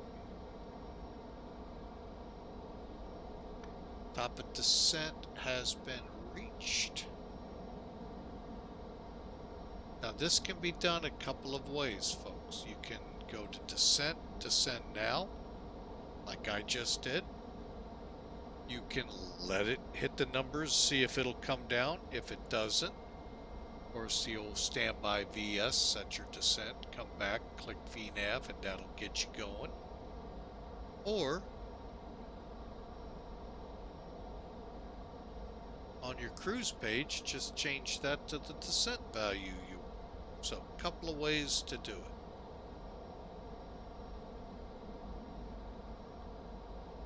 Okay, we're right on descent. Now how do I know we're right on descent? Real quick, folks. This is like a glide slope when you're on approach. So right there means you're dead on your descent. Deviated up or down, aircraft either descends higher or backs off. Airbus, you all know the green dot, same concept here, folks, just different way it looks.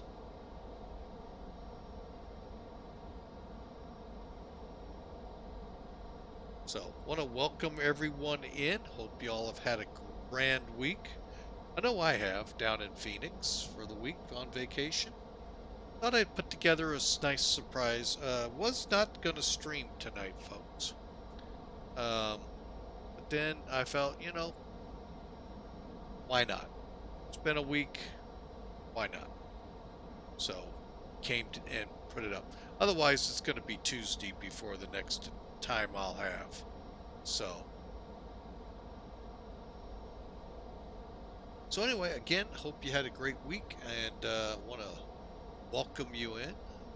Kind of sit back, relax. We're on approach to Wright-Patterson Air Force Base.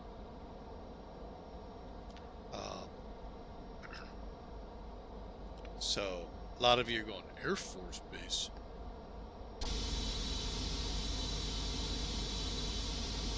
Flying in the FlightFactor 767-300 painted fictitiously for the KC-46.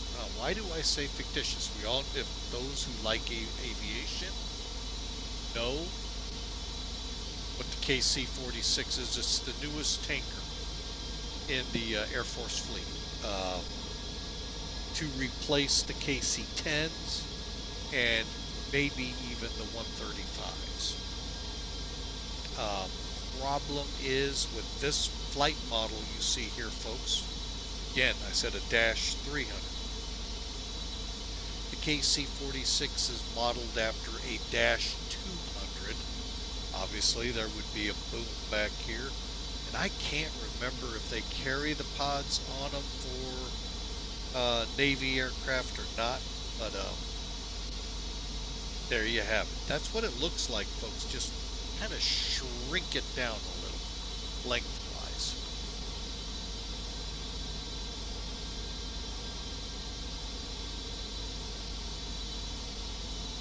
But I'm going to tell you, folks, these clouds really look good. From what I could see out the window today coming out of Mesa, Arizona, we hit that cloud deck and probably another 5 minutes, 15 minutes later, we were starting to come through the tops and pretty much what it looked like. Now, granted, I couldn't look like that. I wish I could have in some places, but I couldn't. But yeah, that's pretty good. I mean, kind of like what I saw. Not a dead-on dead ringer, but you know, hey, it's the fall, folks. He's up. Or as they say in one of my favorite movies, Stripes, lighten up, Francis.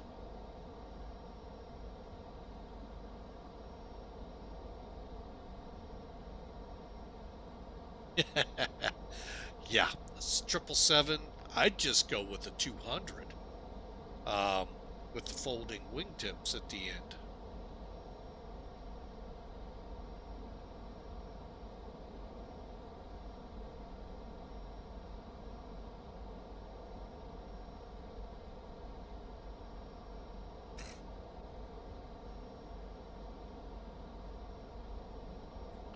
All right, let's go ahead and dial this down. How we doing speed-wise? 22,000.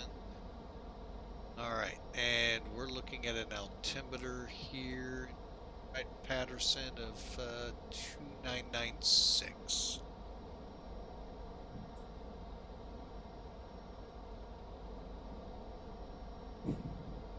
Okay, let's go ahead and set our auto brakes to 3.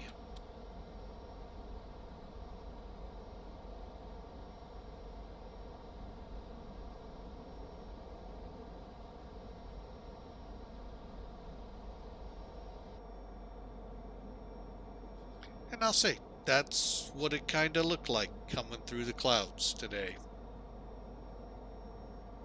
I mean, from where we started with XP12 to where we're at right now with Release Candidate 1, stark improvements.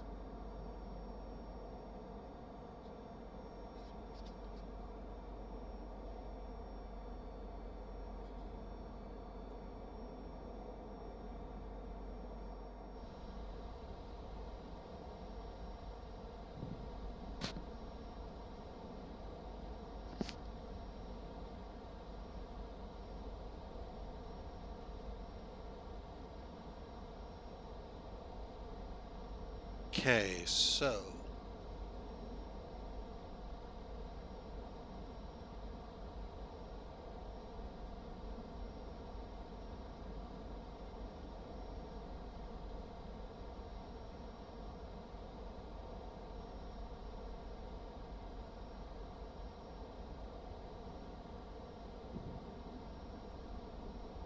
again, I hope you all enjoy the arrival here. We'll be into Wright-Patterson here, in about 10-15 minutes.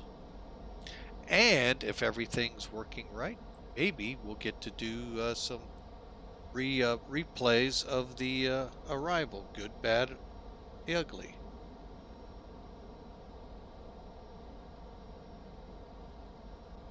No, I did not ask the bus driver pilots any questions there. I think they were pretty good at what they do.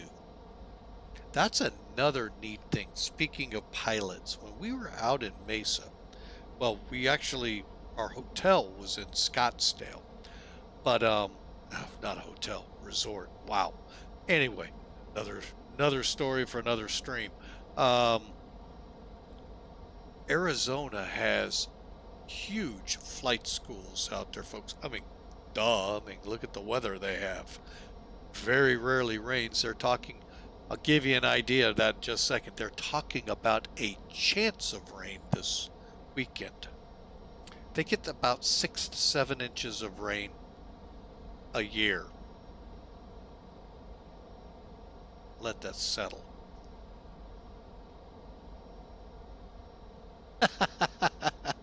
No. Right now, probably not, Hawker. I'd like to, okay, so we're below the transition level. So let me get back in, get on focus here. 296. Okay, wasn't enough of a disparity there to trigger the alert here, but to set the first officer, for those new to the FlightFactor 767, click here. Still got to come down and do this one. Double check. We shouldn't have had a new one. New one's coming up soon. 2996. Okay.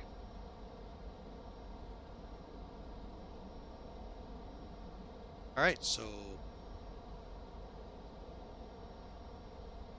make sure your seat trays and tables are fully stowed and your seat backs fully inclined for my landing. Oh, no. Really, I mean, I was really amazed at the number of flight schools and the amount of planes at each of these schools. Unbelievable.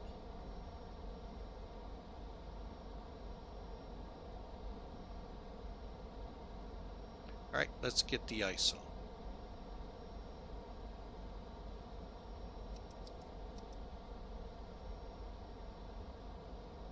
Four degrees, close enough.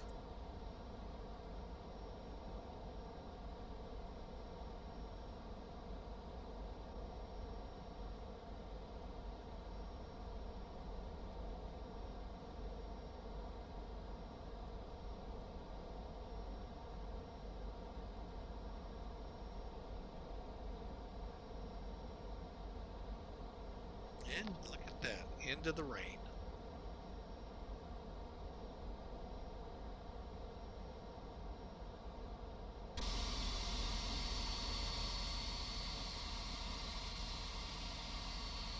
And folks, yes, don't blame FlightFactor for some of the imperfectness that you see.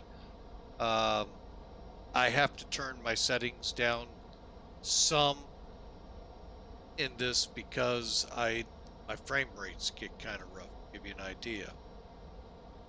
Actually, I'm doing pretty good right now.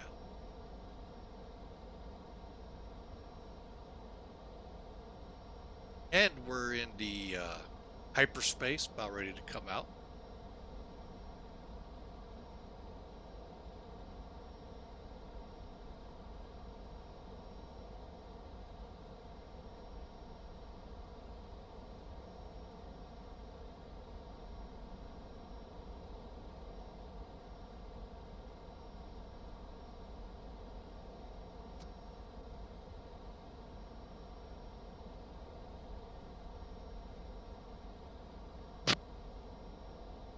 Okay, we're 20 miles from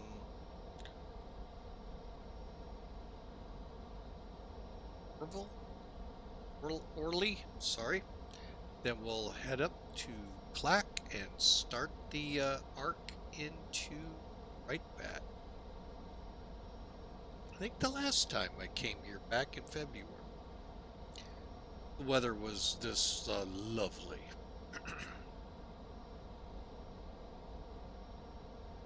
All right, I am going to go ahead and initiate the slowdown.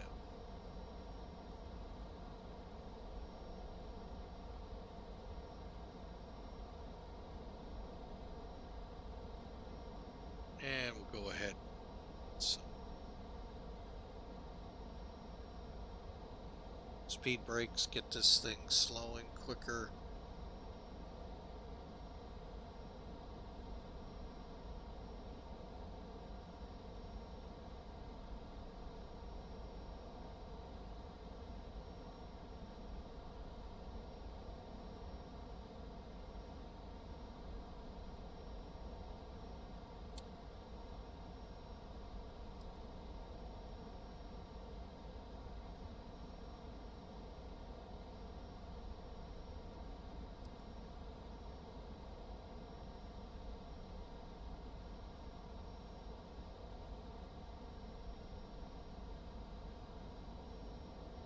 Weather radar on.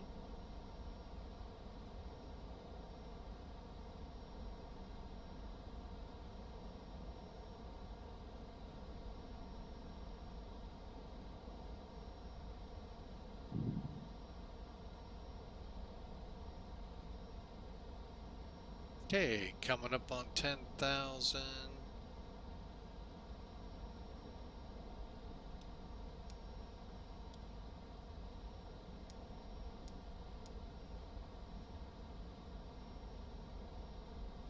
Okay, lights are on. Is anybody home?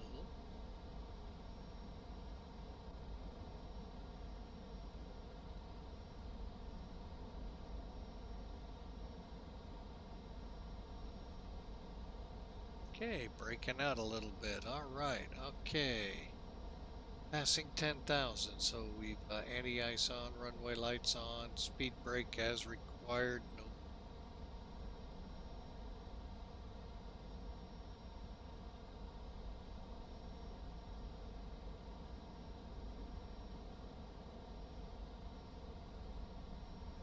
Start our descent, continuing down to 6. Between 6 and 3,000 is what the chart said for clack. Okay, VNAV.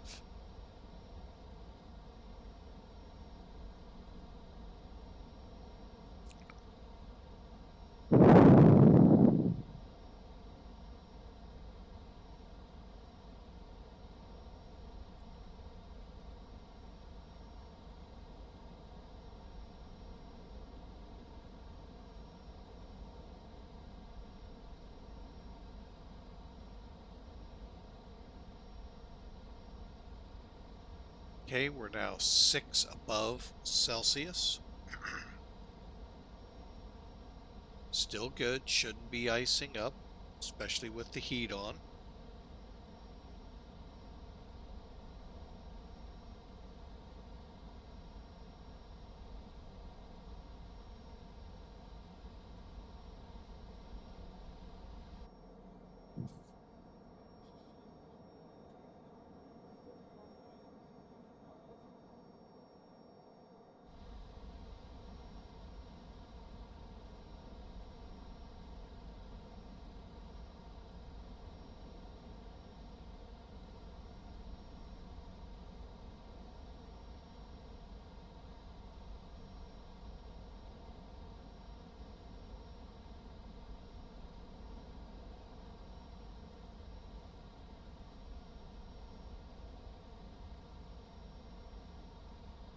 Okay, here we go, folks.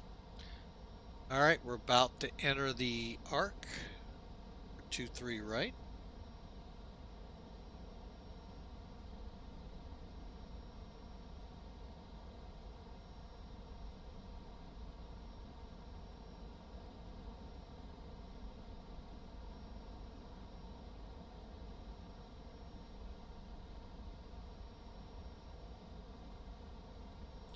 All right, I'm going to go ahead. Getting a little strobing action here.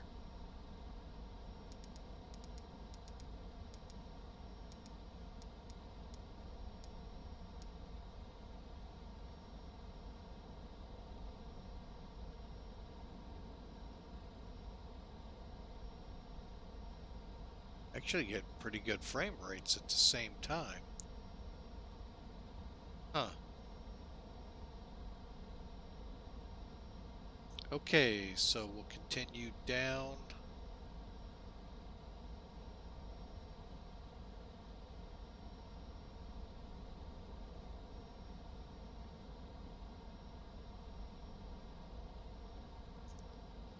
All right, we're coming out of the clouds. 6,700. Some toolkit was talking.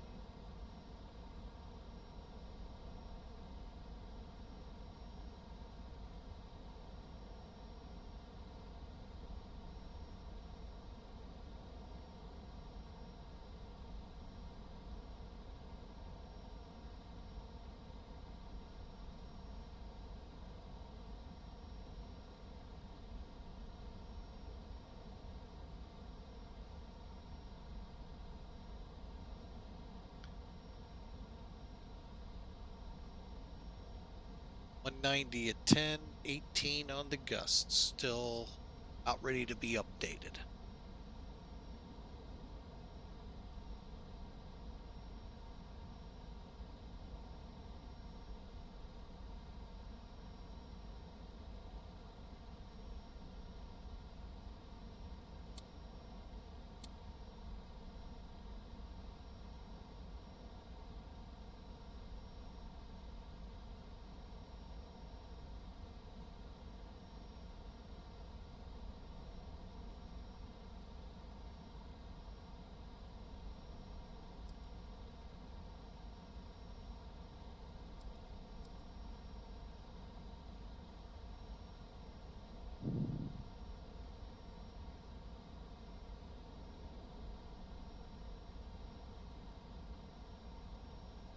All right, got a localizer.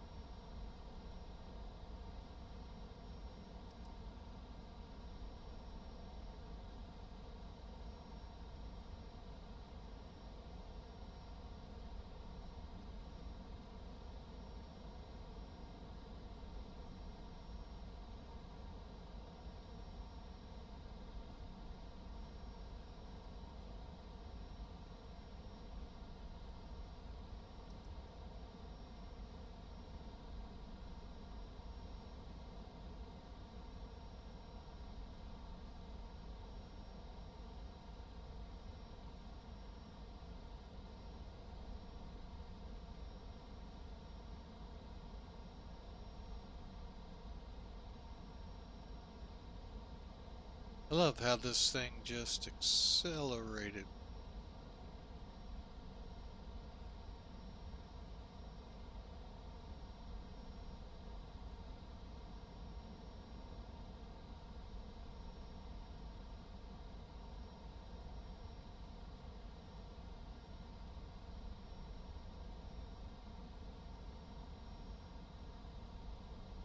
All right, let's see what we can do here, folks, as we start slowing up again. Third time to slow up.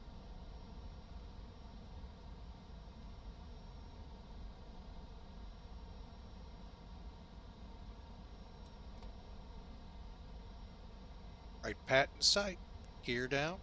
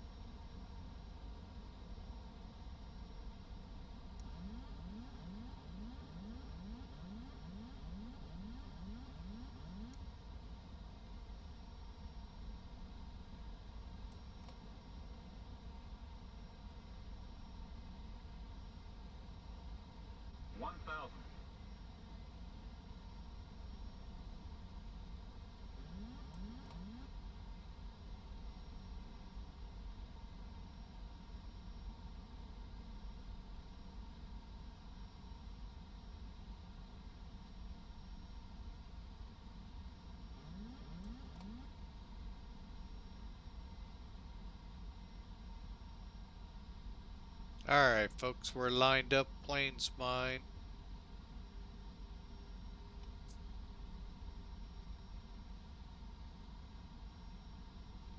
Alright, we're coming in really hot. 500. Terrain, terrain, terrain, terrain, terrain, caution, terrain, caution, terrain, caution, terrain.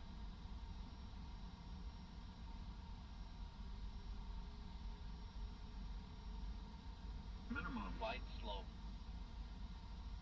Light slope. Light slope. Light slope. 100. Light slope.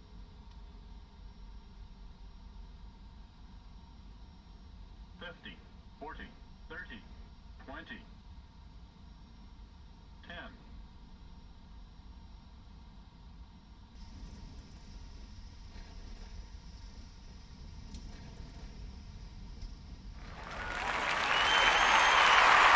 Folks, we have made it to Wright-Patterson.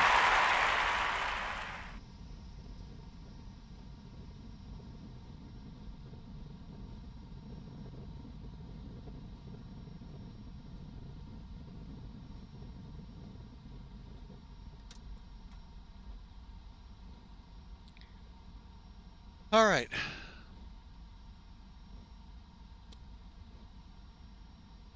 Let's see. Got a nice wet runway still here.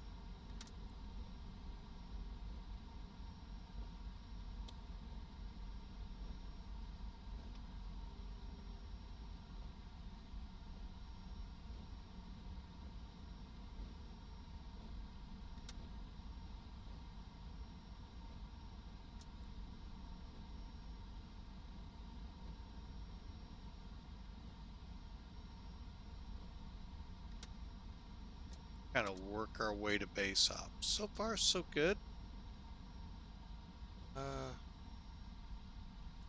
Haven't seen any buggy problems yet.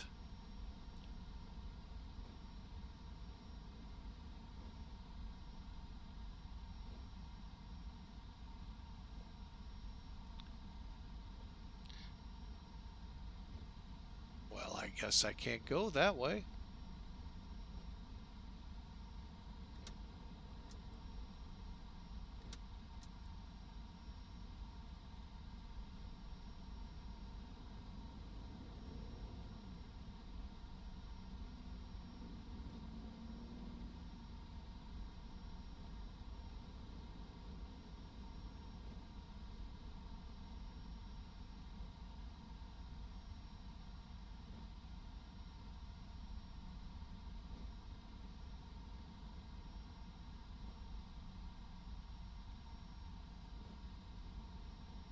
All right, while we're coming down this runway, we'll go ahead and clean up. Got to get ready for the Oak Club.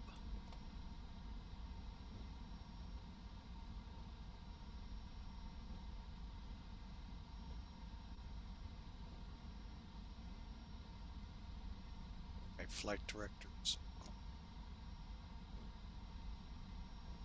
off, radar off.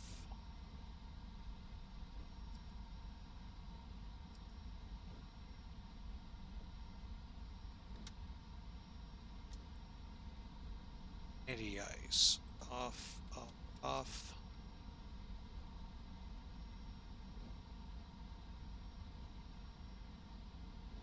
All right, so we will park in front of base operations. Base operations going to hide this time. Guess we're going to airfield ops. So, righty.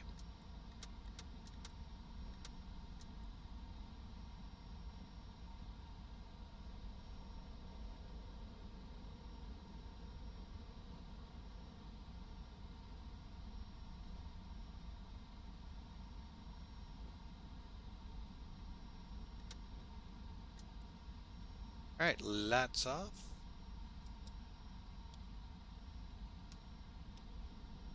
Yes, normally at an Air Force base, or any base for that matter, there would be a follow me truck meeting you somewhere near the ramp.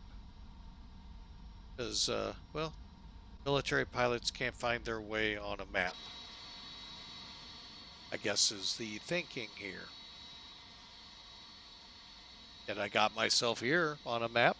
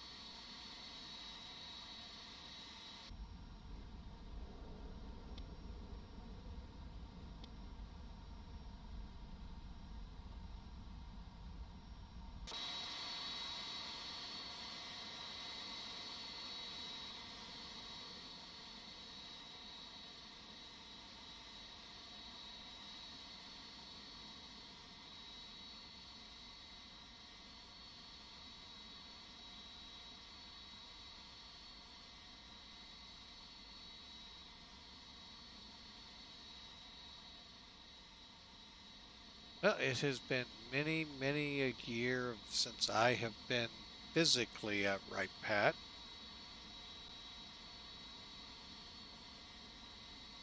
I guess about 5 years. And I couldn't tell you how they parked anymore here. Used to be where the Aerovacs parked were right here. Because I used to live like right over in here, which isn't well depicted anymore.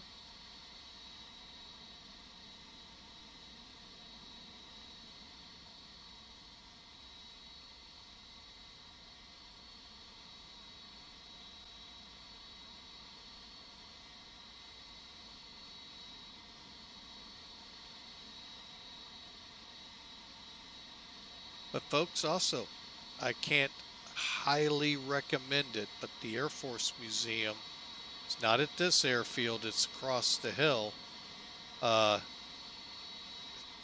Great place to visit.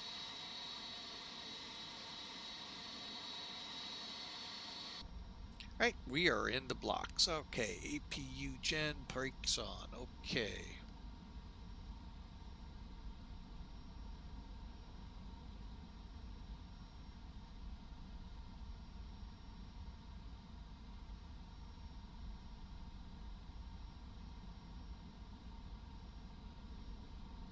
All right. Final checks. Did all of that except for.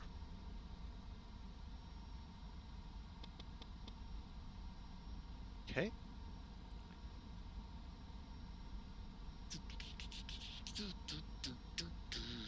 All right, so let's move up top here. Let's go to menu and menu. I think I hit the wrong button, and we'll turn the lights off.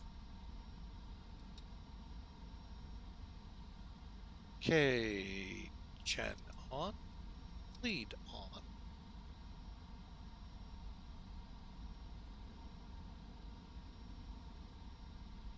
Okay, on the gen.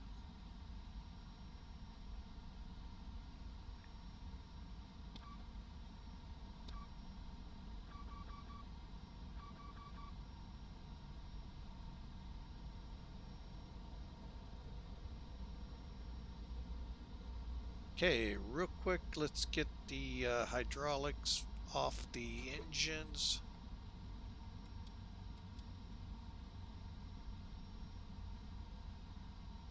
Red beacon can come off. Fuel pumps coming off. And ladies and gentlemen, we have arrived. Let's see what we did to the runway. All right, this won't tell me anything. Finish file. Hey, ACAR's taken care of.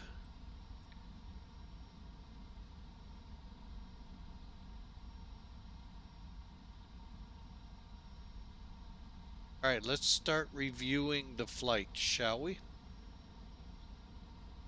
All right, so you guys can see some toolkit. I am going to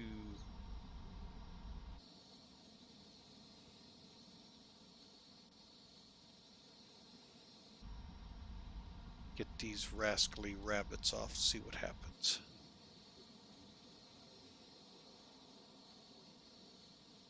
There we go. Alrighty.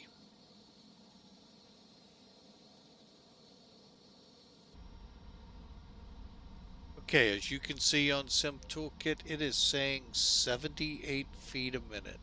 Wow. Okay, that did feel like a good landing, but I didn't think that well, but we'll take it. 138 knots, so we're pretty good on the speeds there. And 1.1 Gs, so a nice little thumpity thump on the runway. Just getting up here, finish flight. Okay. Okay, now to review it here on Sim Toolkit, by the way, this is free, folks, so I highly recommend it. View details. View full landing route. All right.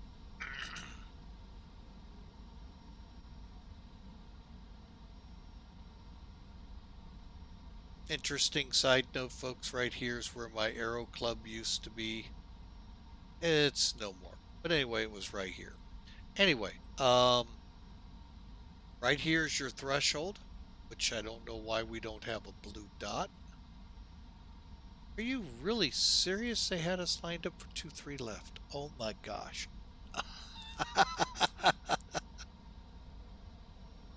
That's like a 5,000 to 7,000 foot runway.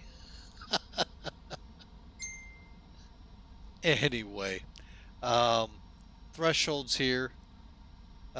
Each hash marks 500 feet down to runway. This is your aiming point in VFR traffic or VFR conditions. And then out here's where I touch down. So we're well within the landing zone, which ends at this hash mark. Number wise, 231, 232, not bad.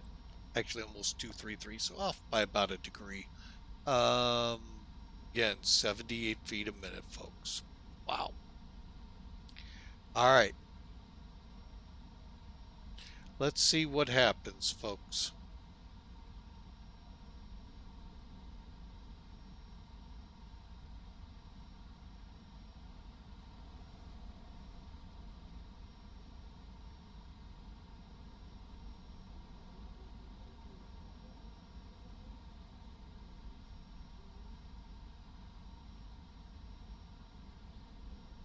All right.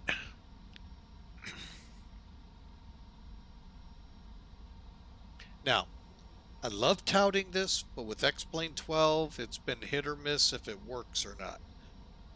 Inside this sim, X-Plane 12 is something MustFuss users don't have. We have the capability to replay our flights from the very beginning. So when you first get into the sim, all the way till you shut it down. Now, before y'all go, well, yeah, we can. You got to get it download, installed, running prior to when you want to see the replay.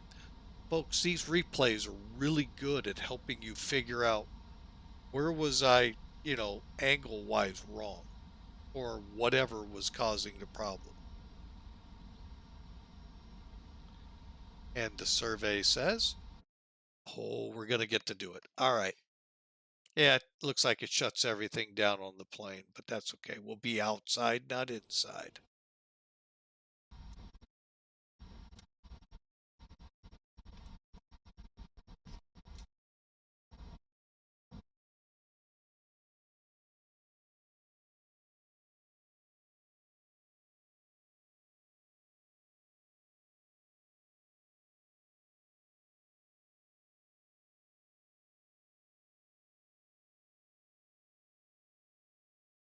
Maestro, some music, please.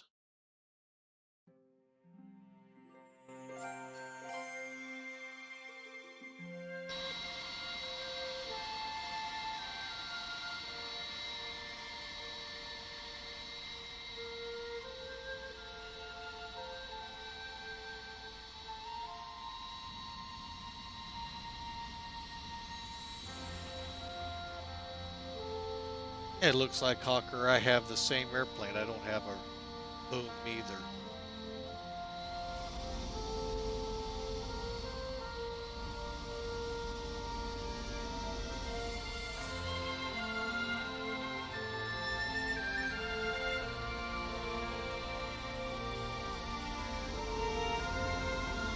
Okay, I can see why we were to the right of the center line. Also to the right of the aircrafts where the alert B-52s used to be, folks. Hence the wide runway.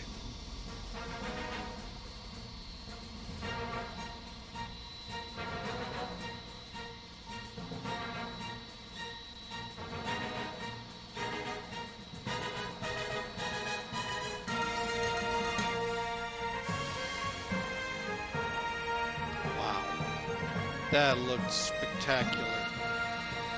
Let's take a look at it from another angle.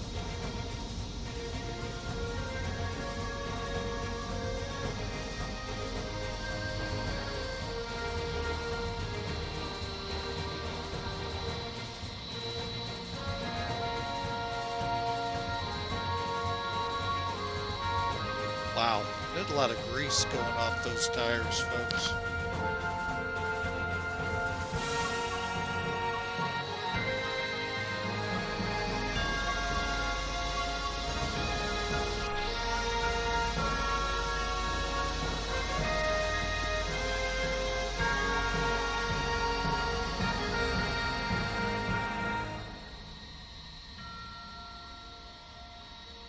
Very nice.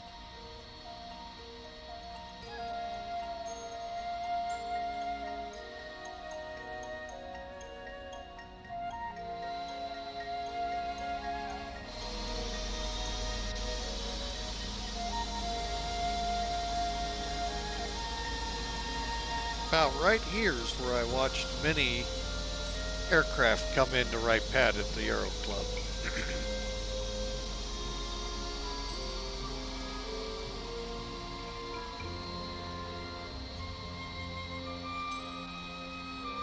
From Beefy to the shuttle with Enterprise on top, a lot of interesting things would go through this base.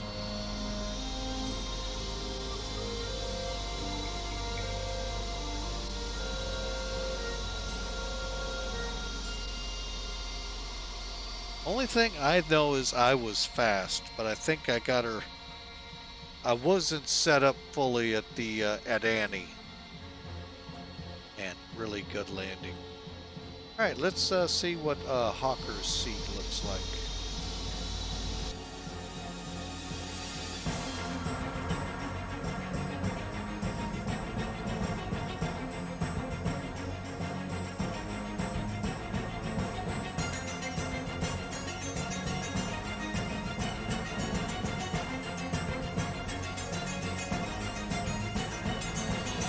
I don't even think we woke him up.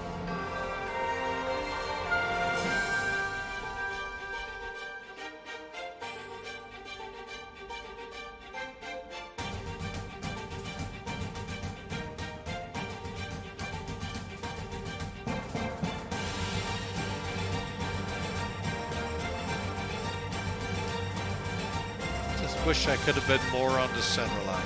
Wow. I'll take it though. I'll take it, I'll take it, I'll take it. Especially after what we did at Mogadishu.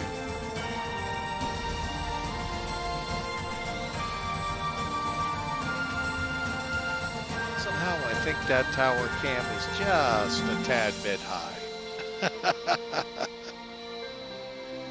Alright folks, well we're at Wright-Pat.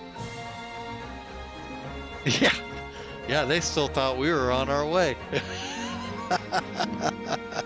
All right, folks. Well, I hope you've had a grand evening. Thank you for spending your time with us. We really appreciate it. Folks, before you go, if you liked what you saw, like what you see, smash that follow button. And if you're on YouTube, smash the subscribe. Folks, we'll be back at it again Tuesday. Not sure yet what, where, and what we'll be doing, but Tuesday we'll be back live. We'll try to get more details out later. now, folks, we're going to just get back on the ramp and put me on the ramp and shut things down for now.